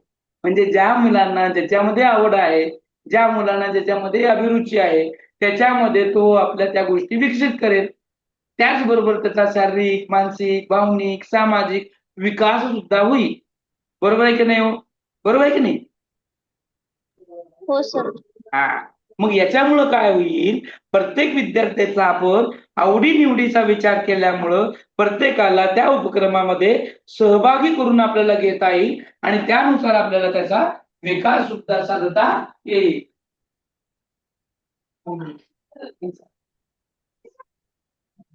या सगळ्या गोष्टीचा फायदा अवांतर उपक्रमामुळे होणार आहे. म्हणून शिक्षकांनी व्यक्तिभेद जाणून घेऊन अवांतर उपक्रमांचं आयोजन केलं पाहिजे. आता याच बरोबर की नाही आपल्याला बहुउद्देशीय शाळा असतात, आहेत का नाही? बहुउद्देशीय कशी असतात? बहुउद्देशीय शाळा अनेक उद्देश घेऊन ती शाळा सुरुवात करतात. जसं की ते सेतू शाळा, साखर शाळा अशा शाळा असतात ना सर, करेक्ट, एकदम म्हणजे लेकरांना घडवण्यासाठी. छान छान. साखर शाळेचा उद्देश माहिती आहे का तुम्हाला? एकदम बरोबर. ते ऊसतोड काम करणारी त्यांच्यासाठीच असते सर स्पेशल. करेक्ट. आता ऊसतोड चालू झालेले, साखर कारखाने चालू झाले, मग ही टोळी घेऊन येतात, ही कुठल्या तरी गावावरून, कुठल्या तरी जिल्ह्यावरून, पर जिल्ह्याला, पर कारखान्यावर कामं करतात. मग येताना यांच्या लहान मुलांचं संगोपन करायला कोणच नसतं. मग ही मुलं तेवढ्या सीझन पुरतच येतात, 3-4 महिने, हे की नाही. मग तोपर्यंत त्यांची शाळा बुडली जाते, बरोबर की नाही, शाळेत होत नाही. मग अशा वेळेस या मुलांना सेंटर धरून साखर शाळा चालू केली जाते. म्हणजे त्याच कारखान्यावरती किंवा त्याच्या आजूबाजूला एखादी जागा बघून तिथं शिक्षक नेमून आपण काय करतो, त्यांना शिक्षक. मग हे साखर शाळेमध्ये काही टॅलेंटेड झाली पाहिजे, यांचा हायर नंबर आला पाहिजे, मंथन परीक्षेमध्ये नंबर आला पाहिजे, MTS झाला पाहिजे, असा विचार केला जातं का? नाही सर. त्याचं कसं असतं सर, त्या 4 महिन्यामध्ये त्यांना गोडी निर्माण होते की शिक्षण काय आहे. मग त्यांना एकदा गोडी निर्माण झाली की ते शिकू लागतात. मग त्या जिल्ह्याच्या ठिकाणी, तालुक्याच्या ठिकाणी, गावाच्या ठिकाणी जाऊन. बरोबर. आता हा उद्देश काय असतो बघा, त्यांना बेसिक आलं पाहिजे. आवडी बरोबर त्यांना बेसिक आलं पाहिजे, त्यांना लिहिता आलं पाहिजे, त्यांना वाचता आलं पाहिजे. हा साखर शाळेचा महत्वाचा उद्देश असतो. म्हणून यांच्याकडून मोठी अपेक्षा ठेवली जात नाही. सर्वप्रथम यांना शाळेची गोडी आणि गोडी बरोबर बेसिक ज्ञान आलं पाहिजे. लिहिता वाचता, बेरीज वजाबाकी भागाकार गुणाकार करता आलं पाहिजे. एवढं त्याच्यामध्ये दिलं जातं, लक्ष वेधलं जातं. साखर शाळेमध्ये अशी काही 200-200 आणि 300 पोरं नसतात. इथं 10-12, 20-30 अशाच प्रमाणामध्ये मुलं असतात. मग ही मुलं काही एकाच वर्गातली असतात का? नाही, ती वेगवेगळ्या वर्गातली असतात. मग ती दृष्टिकोन विचारात घेऊन तर त्याचा आपल्याला विचार करता आला पाहिजे, त्यांना शिकवता आलं पाहिजे. आता महाराष्ट्रामध्ये अशा शाळा चालवणाऱ्या वेगवेगळ्या जिल्हा परिषदा आपल्याला बघायला मिळतात. आणि हे जिल्हा परिषदेचे शिक्षक इतकं तन्मयतेनं तुम्हाला शिकवताना आणि शिकताना दिसतात की कित्येक ठिकाणी गाजावाजा करून त्यांना गोडी निर्माण करून. आता मी ज्यावेळेस मी पहिलं बघितलं बघा, आणि ही अशी शक्यच नाहीये बघा. आता ही मुलं बघा, ऍक्च्युअल मध्ये तुम्ही बघितली का, ऊसतोडी कामगारांची मुलं तुम्ही बघितली का, कशी दिसतात? बघितली का बघा, कशी दिसतात? गोरीपान. सर बोला तुमच्याकडून वर्णन मला ऐकायचं. नाही सर, मागचा आवाज खूप येतोय म्हणून नाही बोलत. नाही बोला ना, काय अडचण नाही, बोला. वर्णन ऐकायचंय मला, या मुलांचं तुम्ही वर्णन करा म्हणतो मी. सर त्यांना राहणीमान त्यांची काही विशेष नसते सर, त्यांना कपड्याचं किंवा शारीरिक त्यांची आतून त्यांनी व्यवस्थित राहतात, पण त्यांचं व्यवस्थितपणा नसते, राहणीमान त्यांचं व्यवस्थित नसते, कपड्याची वेशभूषा नसते, केशभूषा नसते. त्या ऊसतोड कामगारांच्या मुलांचं वर्णन करायचं म्हणलं तर सर्वसामान्यपणे आता सध्या थंडीचे दिवस आहेत, ही मुलं अर्धी उघडी असतात. अर्धी उघडी म्हणजे वरचं जरी शर्ट असलं तरी ते शर्टाची बटणं अर्धी तुटलेली, आणि जी तुटलेली आहेत ती अर्धी, म्हणजे सिक्वेन्स असतो की नाही बटनांचा, तो वर खाली असतो, त्यामुळे त्याचा अर्धा शर्ट वर आणि अर्धा शर्ट खाली, मग तो काळपट झालेला, घाण दुसरा असलेला. त्या मुलांची केस एकदम अशी वाकडी तिकडी, आहे की नाही, ज्याला कर्ली केस म्हणतो ते, त्याच्यापेक्षा पलीकडे जाऊन असणारी, त्या केसांना कधी पाणी लागले का नाही, तेल लागले का नाही, अशामध्ये त्यांचं मस्तपैकी चेहऱ्याचा रंग काळपट, आणि त्या काळपट ह्याच्यावरती सदैव वाहणारं नाक, सदैव वाहणारं नाक म्हणलेलं, आहे की नाही, नाकातून गळणारं ते पाणी, आणि मस्तपैकी तशाच अवस्थेमध्ये हातामध्ये कधी वाटी, आणि त्या वाटीमध्ये असणार ते हात बुडवलेलं, आणि त्याच्या बुडवलेल्या हातातून तोंडात घालले. ती बघणारी ती अवस्था, ते बघल्यानंतर ना आपल्या मनामध्ये येणारी ती काही रुद्रता असेल, ते नको असणार पण असेल, अंगावर ते कपडा आहे की नाही, म्हणजे अर्धनंग म्हणतो नाही पण त्याला, तशा प्रकारची ही मुलं, मग ह्यांना शाळेची गोडी तर कशी लागणार हो, ज्याचं पोटच भरत नसेल त्या मुलांना शिकावं असं वाटेल का? ज्यांची आई वडीलच शिकलेली नसतील ती मुलं शिकतील का? मग यांना शिक्षण भाग घ्यायचं आहे, शिकवायचं आहे, हे खूप खूप खूप जिकरीच आहे, खूप जिकरीच आहे, साधं सोपं नाही आहे. मग यांना तेवढ्याच उत्साहानं आणणे, कारण ऊसतोडी कामगार जरी त्या ऊस कामगार त्या कारखान्यावर जरी राहत असेल तरी त्यांना वेगवेगळ्या फळावरती ऊस तोडायला जायचं आहे. मग ही मुलं त्यांच्या पाठीमागच जातात, कोसळ 10-20 किलोमीटर, 30 किलोमीटर, त्या बैलगाड्यावरती आई वडील असतात, त्याच्या पाठीमागे हे रडत रडत जातात, आई वडील त्या कामामध्ये गुंग असतात, मग मुली कधी कधी उपाशीच राहतात. किती भयानक परिस्थिती आहे, त्यांचं काय भविष्य आहे? जर मुलं ही शिकलीच नाही तर परत त्यांना हेच काम करावं लागणार आहे. म्हणून ह्या सगळ्या गोष्टींचा विचार करून मग बघा, नुसतं साखर शाळाच नाही तर काही वेळेस काही कॉन्ट्रीवरती वेगवेगळी कामं असतात. काही मुलं खाणीमध्ये काम करतात, काही बघा आता कापसाचं सीझन येतो, त्याच्यानंतर मिरचीचं सीझन येतं, मिरचीचं सीझन आल्यावर काही मुलं खास ती मिरची तोडण्यासाठी जातात, काही मुलं खास ते कापूस वेचण्यासाठी जातात, मग ते शाळेतच नसतात. मग अशा वेळेस ना या वेगवेगळ्या उद्देशानं निर्माण केलेल्या शाळा असतात, काही रात्र शाळा असतात, दिवसा कामाला जातात मुलं, मग रात्री येऊन त्यांना शिकवलं जातं.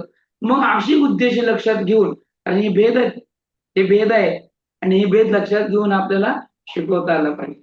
आणि हे शिकवत असताना त्यांच्या आवडीनिवडी, त्यांच्या कला, त्यांची कुवत, त्यांचा व्यवसाय, ह्या सगळ्या व्यक्तिभेद लक्षात ठेवून या बहुउद्देशीय शाळा सुरू केलेल्या असतात, आणि त्या करायला सुद्धा पाहिजे. व्यवसायानुसार असू दे, तांत्रिक गोष्टीनं असू दे, कौशल्यानं असू दे, कुठल्याही गोष्टीनं. आता बघा, परत पुढचा एक मुद्दा येऊ शकतो बघा, कुशाग्र बुद्धीच्या मुलांची सोय काय करायची आपण शाळेमध्ये? कुशाग्र बुद्धिमत्तेच्या विद्यार्थ्याची सोय काय करायला पाहिजे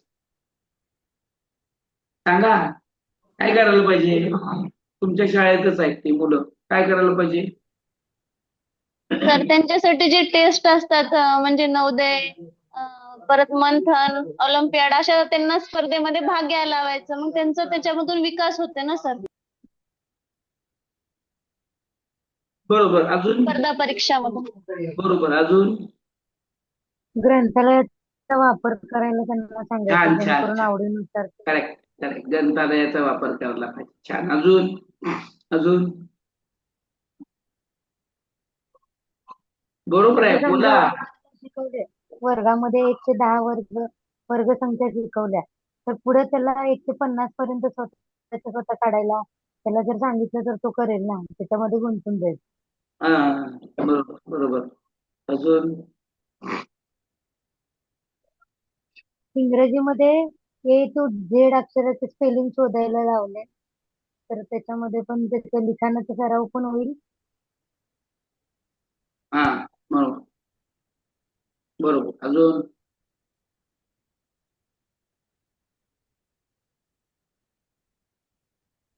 आता हे कुशाग्र बुद्धिमत्तेच्या मुलांची सोय शाळेमध्ये करत असताना आपण काय करायला पाहिजे, तर कुशाग्र बुद्धीच्या मुलांना जड बुद्धीच्या वर्गामध्ये जर ठेवलं आपण, तर अशा मुलांची कुचंबना होते का नाही? कारण आपल्याला जर जड बुद्धीचे असले की ते त्याच्याकडे लक्ष देऊ शकत नाही आणि धड याच्याकडे लक्ष देऊ शकत नाही.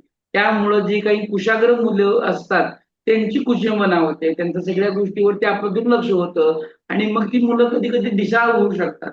त्यांचा त्या प्रगतीकडचा ओढाच कमी होतो. म्हणून आपल्याला काय करायला पाहिजे, तर अशा मुलांची सोय वेगळी करायला पाहिजे, त्यांची स्वतंत्र व्यवस्था करायला पाहिजे, आहे की नाही? आणि शाळेमध्ये वर्ग सोडून वरच्या वर्गामध्ये प्रवेश देता आला पाहिजे. म्हणजे समजा आता जर तो दुसऱ्या वर्गाचा सगळंच त्याला येत असेल तर डायरेक्ट त्याला तिसऱ्या वर्गात ऍडमिशन द्यायला पाहिजे. असं भरपूर ठिकाणी होतं बघा. त्या बुद्धीचा विचार करून त्याला डायरेक्ट दुसऱ्या किंवा पुढच्या वर्गामध्ये ऍडमिशन दिलं जातं. बरोबर आहे का? बरोबर आहे की नाही? भरपूर ठिकाणी आपल्याला पाहायला मिळतो. बरोबर आहे सर. आणि हल्लीची जी आपली शिक्षण पद्धती आहे, ही शिक्षण पद्धती बाल केंद्रित शिक्षण पद्धती आहे. आणि याचं जर मुख्य कारण आपण बघितलं तर तो व्यक्तिभेदच आहे. ह्या व्यक्तिभेदामुळं आपण आपली जी एज्युकेशन सिस्टीम ठेवली ही स्टुडंट सेंटर्ड त्याच्यामुळेच ठेवली. ही ऑलरेडी अगोदर टीचर सेंटर्ड होती, म्हणजे शिक्षकांनी सांगायचं विद्यार्थ्यांनी ऐकायचं. आता ती राहिलेली नाही आहे. आपण स्टुडंट सेंटर्ड एज्युकेशन सिस्टीम मध्ये प्रवेश करत असताना या गोष्टीमध्ये प्रवेश याच्यासाठीच केला की आपण त्यांचं इंडिव्हिज्युअल डिफरन्सेस जाणून घेणे आणि त्यानुसार त्यांना ट्रीटमेंट करणं हे आपलं मुख्य उद्देश आहे. यासाठी आपण शिक्षकांनी काय केलं पाहिजे की बाबा बालकांची जी काही कुवत आहे, त्यांच्या गरजा आहेत, यांना अनुसरूनच आपण आपले अभ्यासक्रम असतील किंवा आपल्या अध्यापन पद्धती असतील, काही आपले टूल्स असतील, टेक्निक्स असतील, या सगळ्या गोष्टी आपण ह्या विद्यार्थ्यांचं डिफरन्स लक्षात ठेवूनच घेतलं पाहिजे. काय मत आहे तुमचं याच्यावरती? बरोबर आहे की नाही? Sir no? बरोबर आहे सर. आता हे तुम्हाला समजलं का? इथपर्यंत आपण आलेलो आहे. समजलं का तुम्हाला आता? हा जो काही व्यक्तिभेद आहे, हा व्यक्तिभेद तुम्हाला कसा वाटला, समजला का? हो सर, समजलं. आता याच्यावर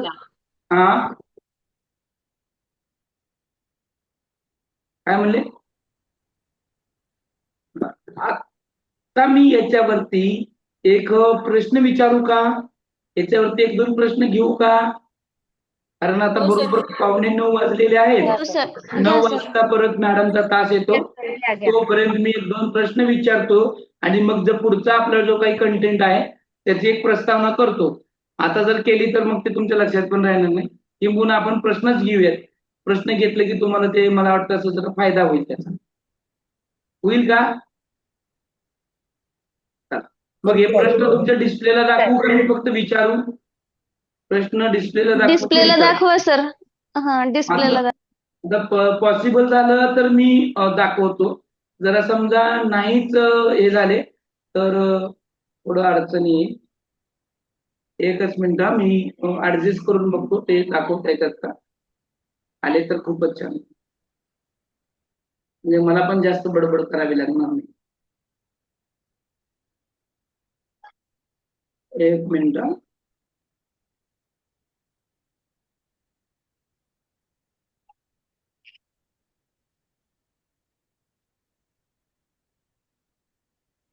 दिसत आहे का डिस्प्लेला काय तुमच्या?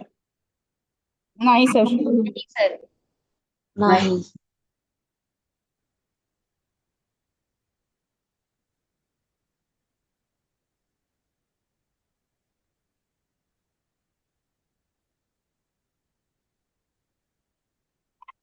आता दिसतंय का? नाही सर. दिसतंय? नाही सर. नाही सर.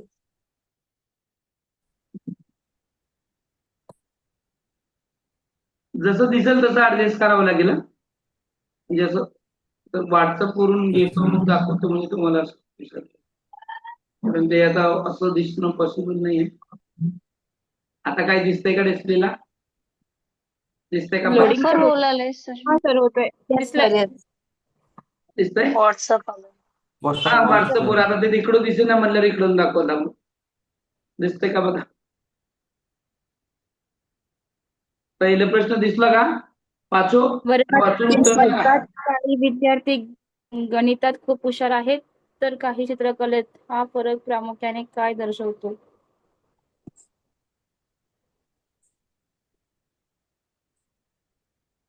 अभिरुची, अभियोग्यता यामधील भेद. वेद. Option B sir. Option B sir. Option B sir. Lock किया जाए. लॉक किया जाए. तेव्हा अशा प्रकारे आता आपण किती लाख जिंकले काय माहित नाही पण प्रश्नाचं उत्तर तर बरोबर आहे. Okay next question. एक शिक्षक म्हणून वर्गातील व्यक्तिभेदाचा तुम्ही अध्यापनात कसा उपयोग कराल? एकाच प्रकारचे option C sir. Option C. सर्वांच्या गरजा लक्षात घेऊन विविध अध्यापन पद्धती लक्षात घेऊन विविध अध्यापन पद्धती वापराल. Option C sir. लॉक किया जाए. लॉक किया जाए. Okay right answer. Right answer. Raju नावाचा विद्यार्थी वर्गात शांत बसतो. एकटा राहतो आणि गट कार्यात भाग घेत नाही. लक्ष्मीकांत. अंतर्मुख भावनिक सर. भावनिक सी. भावनिक भावनिक सी. भावनिक अस्थिर. भावनिक अस्थिर. भावनिक अस्थिर. सी. कुठलं करू मग लॉक? भावनिक सी सी. सी. सर. बरोबर आहे ना सर? सी. लॉक किया जाए का? यस. लॉक किया जाए लेकिन लॉक गलत है. तर अरे. उत्तर आहे बी अंतर्मुख. ही अंतर्मुखाची लक्षणं आहेत. कारण राजू नावाचा विद्यार्थी वर्गात शांत बसतोय. तो एकटाच राहतोय. एकटा राहणं, गटात काम न करणं ही लक्षणं अंतर्मुखी व्यक्तिमत्वाची आहेत. त्यामुळं भावनिक अस्थिरता येत नाही तिथं. तो डिस्टर्ब झाला असेल, भावना जर तिथं दाखवल्या असतात तर भावनिक अस्थिरता आलं असतं. सृजनशीलतेमध्ये क्रिएटिव्हपणा काहीच असतं तर ते आलं असतं.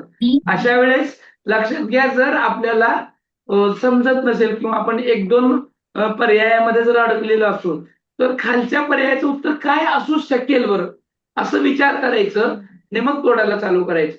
ऑटोमॅटिकली आपण बरोबर उत्तराकडे जातो. मग कधी कधी गडबड करायची नाही. इथं तुम्ही काय केलं? वन वे विचार केला तुम्ही. त्याचं डबल डिप झालीच नाही तुमची. डबल डिप म्हणजे दोन पर्याय असं वाटलेच नाही तुम्हाला. तर त्याच्या वेळेस की नाही तुम्ही वन वे विचार केला म्हणून तुमचं ऍक्च्युली उत्तरच चुकलं. इथं वर्गात शांत बसणं, एकटे एकटे राहणं हे अंतर्मुखीचे आहेत. बहिर्मुखी बडबड करते, सगळ्यात राहते, फिरतंय ही जी आता दिलेली स्टेटमेंट आहे याच्या विरुद्ध स्टेटमेंट बहिर्मुखीचं असतं. अंतर्मुखीचं एकटे एकटे राहणं, सगळं कशी काहीच न करणं ते झालं अंतर्मुखी. ठीक आहे समजलं? आहे चौथं बी सर. तिला अधिक आव्हानात्मक आणि तिच्या कृतीला पूरक असे काम द्याल. हा बी सर. बी ला क्या जाए. Yes sir. बी. हो सर. बी. बी बी म्हणताय का डी म्हणताय? बी. बी. बी फॉर तिला बॉम्बे. अधिक आव्हानात्मक आणि तिच्या कृतीला बी फॉर पूरक असे बॉल. काम द्याल. असे काम तुम्ही केलेलं बरोबर आहे. बरोबर आहे का? Okay.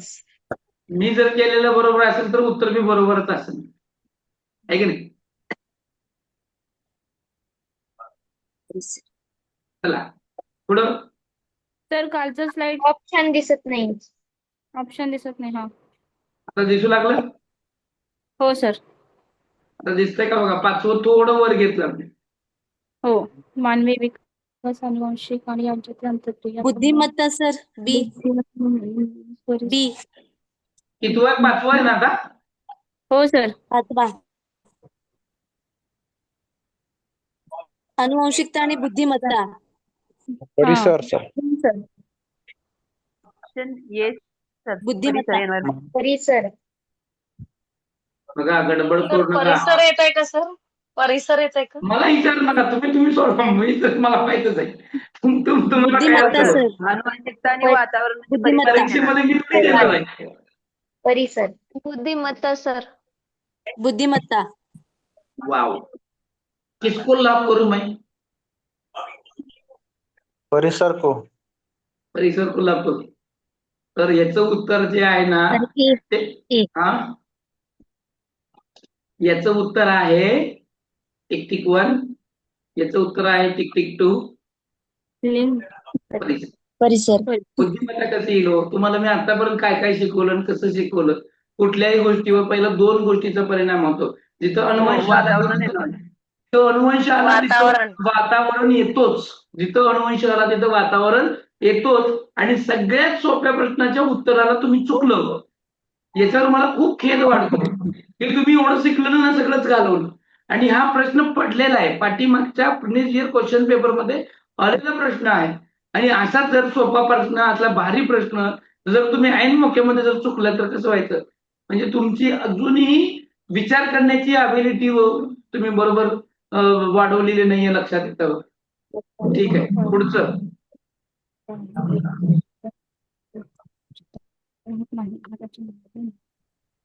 Option option C sir learning style.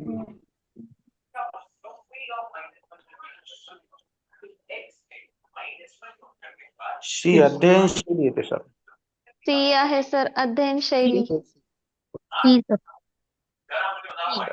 C को लॉक किया जाए. सी सर अध्ययन शैली. C for cricket. एका विद्यार्थ्याला फळ्यावर लिहिलेलं किंवा चित्र पाहून मला पुढचं दिसेल. चित्र पाहून लवकर समजते पण ऐकलेले लक्षात राहत नाही. याचा मतभेद मध्ये आहे. अध्ययन शैली लर्निंग स्टाईलचा हा फरक आहे. म्हणून हे उत्तर आहे बरोबर सी. पुढचा प्रश्न. Option B sir. 7वा ना. हो सर. 7वा. ऑप्शन बी. बी. प्रत्येक मुलाच्या वेगळेपणाचा स्वीकार करणे आणि सर्वांना समान संधी देणे. ऑप्शन ए येतं सर फक्त विशेष गरजा. हा चला असं काहीतरी पाहिजे. सगळ्यालाच बी का वाटायला पाहिजे. बरोबर आहे. चला अजून बघा कुणाचं काय मत आहे ते बघूया. चला चला चला जल्दी जल्दी बोलू. एज्युकेशन. सर्वसमावेशक. हा विशेष गरजा. नाही. Option B sir. बी. बी करेक्ट. बरोबर आहे. बी करेक्ट. बी करेक्ट आहे. बी आहे सर. किसको लॉक किया जाए. लॉक किसको करू मैं. बी. बी. जर बी ला लॉक करायचं असेल तर बाकीच्यांचं जे काही आहे त्याच्या पण मताचा मला विचार थोडा करावा लागेल. म्हणजे आपण विचार हा असा का केला. हे झालं अमरीन. क्या हुआ. बी सर. आता बघा बाकीच्यांना हे ए का वाटलं बाकीच्यांना सी का वाटलं आणि डी पण का वाटलं. तर अशा वेळेस ना पहिलं त्या पर्यायाला जावा आणि त्या पर्यायावरून विचार करा. सर्वसमावेशक म्हणजे इन्क्लुझिव्ह एज्युकेशन येतं. ही संकल्पना खालीलपैकी कशावर आधारलेली आहे.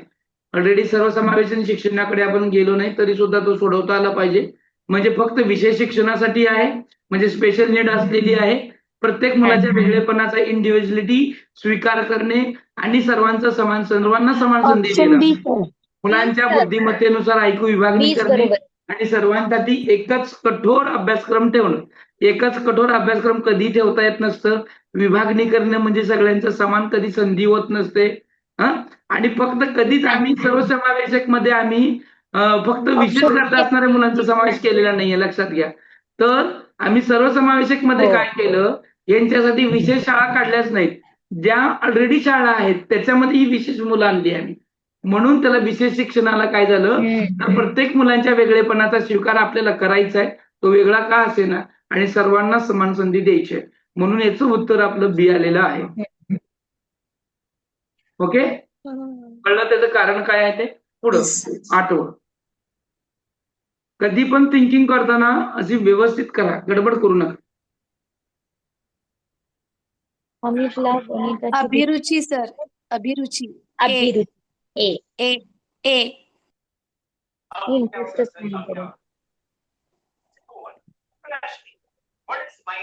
कितवं चालू आहे आपलं 8वं चालू आहे ना.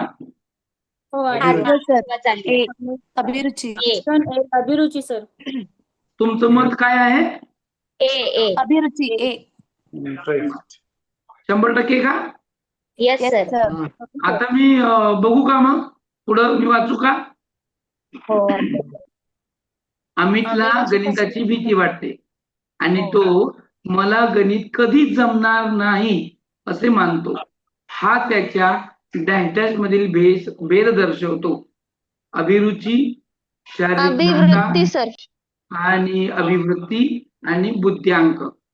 आता हे जे 4 दिलेले आहे, आता ज्यांना असं वाटलं की सर तिथे एक्सप्लेन, आता बघा तुम्ही उत्तर बदलत आहात कारण सर ज्या ठिकाणी ऐकून घ्या.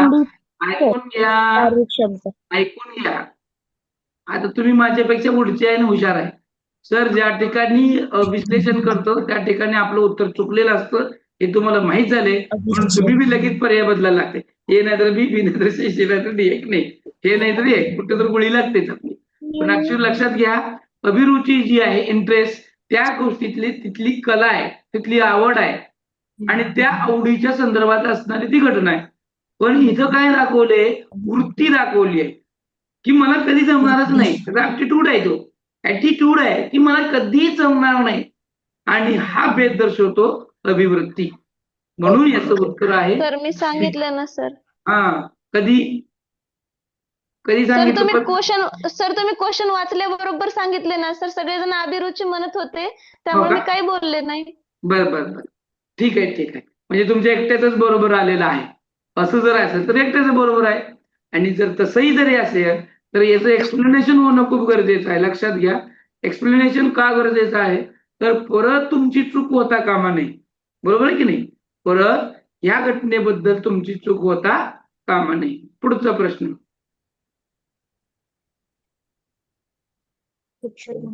Option C sir.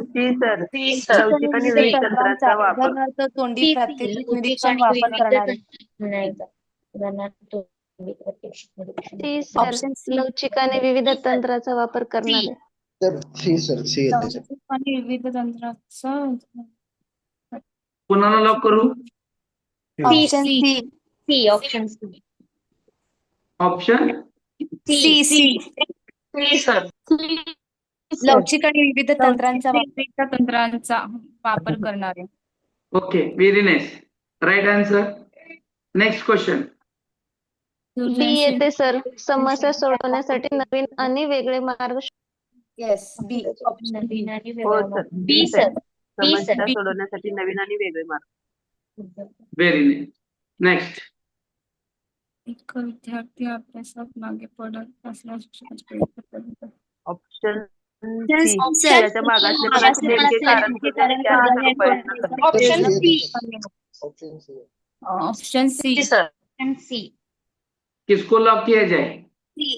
Option C. Next.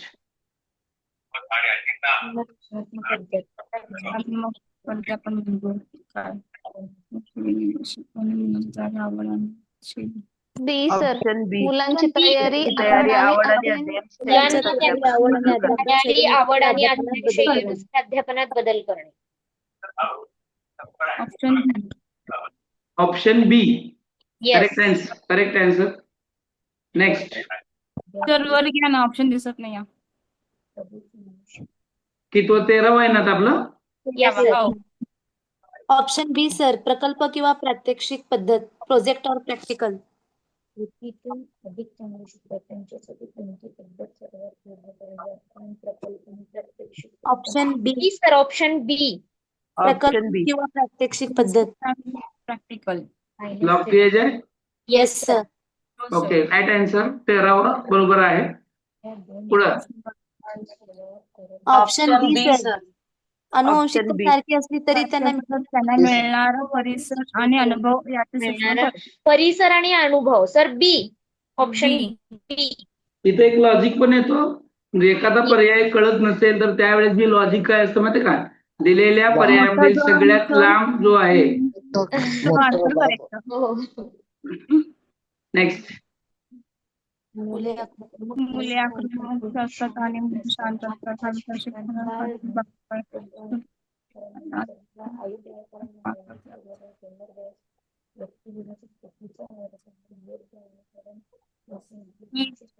बी. ऑप्शन अयोग्य नाही सर. अयोग्य आहे. पूर्वग्रह असून व्यक्तिभेदाचा चुकीचा अर्थ आहे. बी बी का बरं घेतला तुम्ही ऑप्शन लांब आहे बी म्हणून? कशासाठी? बी बी सर बी सर. ऑप्शन बीच का घेतला? तो लांब आहे म्हणून का? नाही सर नाही. नाही. Okay okay.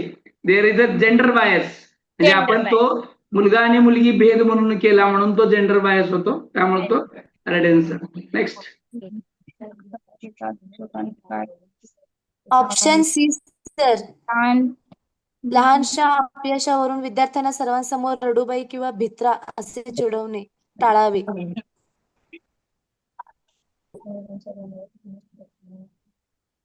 काय आलं मग आता? आवाज कमी आला या प्रश्न. Option C. Option C. There is a right answer. विद्यार्थ्यांची आर्थिक किंवा सामाजिक पार्श्वभूमी हा व्यक्तिगताचा घटकाचा भाग. परिसरातील घटक. ऑप्शन बी परिसरातील घटक. बी बी परिसरातील घटक. इकॉनॉमिक. काय आलं? बी बी ऑप्शन. बी परिसरातील राईट आन्सर. मॅडम सर वर घ्या ना. सर वर घ्या ना स्लाइड. Okay okay. एक मिनिट हा, घेत आहे. कितवं आलंय आपलं? 17वं चालू का संपलं? 18वा चालू. सर वर घ्या ना, प्रश्न दिसत नाही. आता घेतलं ना वर, अजून किती वर घेऊ? नाही सर 18वा. हा ओके. बघा गुडाडोळे बघा नीट. आधार कोणते वाक्य कधी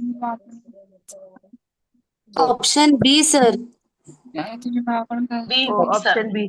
ऑप्शन बी सर. अरे तुझ्या मोठ्या भावाकडून काहीतरी शिका, तो किती हुशार तो होता. किती हुशार होता. Option B. Option B sir. प्रश्न कशा प्रकारचा आहे? पॉझिटिव्ह का निगेटिव्ह आहे?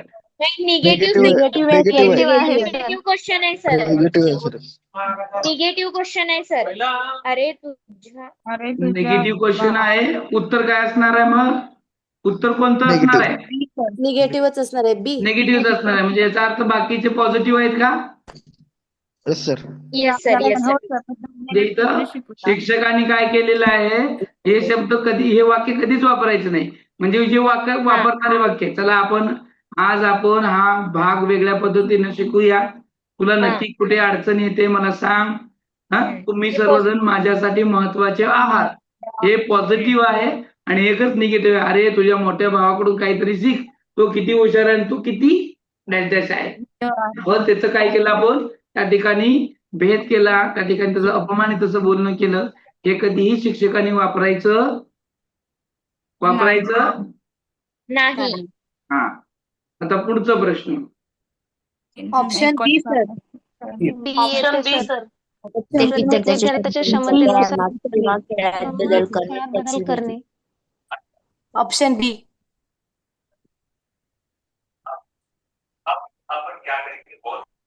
Option B sir. Yes sir. Lock केलं. Okay nice. It is right answer.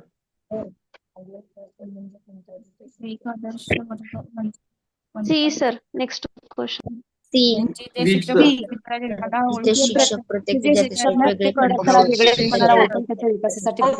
Option C. Last question end best question is the last is the correct answer. अशा प्रकारे तुमने कितने जीते हैं? 20 में से 15 करोड़. 2 रॉन्ग हुए सर, बाकी के सब सही हुए. आप खुद का एनालिसिस करो. आपण आपलं स्वतःच एनालिसिस करा. मला या 20 प्रश्नापैकी किती बरोबर आले? बाकी के करेक्ट हो गए. 20 आउट ऑफ 18. आणि 20 ऑफ 20 कुणाचे आले? पूजाचे आले असतील बघा. 20 ऑफ 20. तसं काय नाही सर, मेन परीक्षेत पडायला हवे. नाही इथं आले म्हणून ते विचारतो मी. इथं कुणाकुणाचे आले? अजून किती आले? 20 पैकी 20. 19. छान. अजून 18. वा छान. म्हणजे भरपूर जण 18 वर आहे.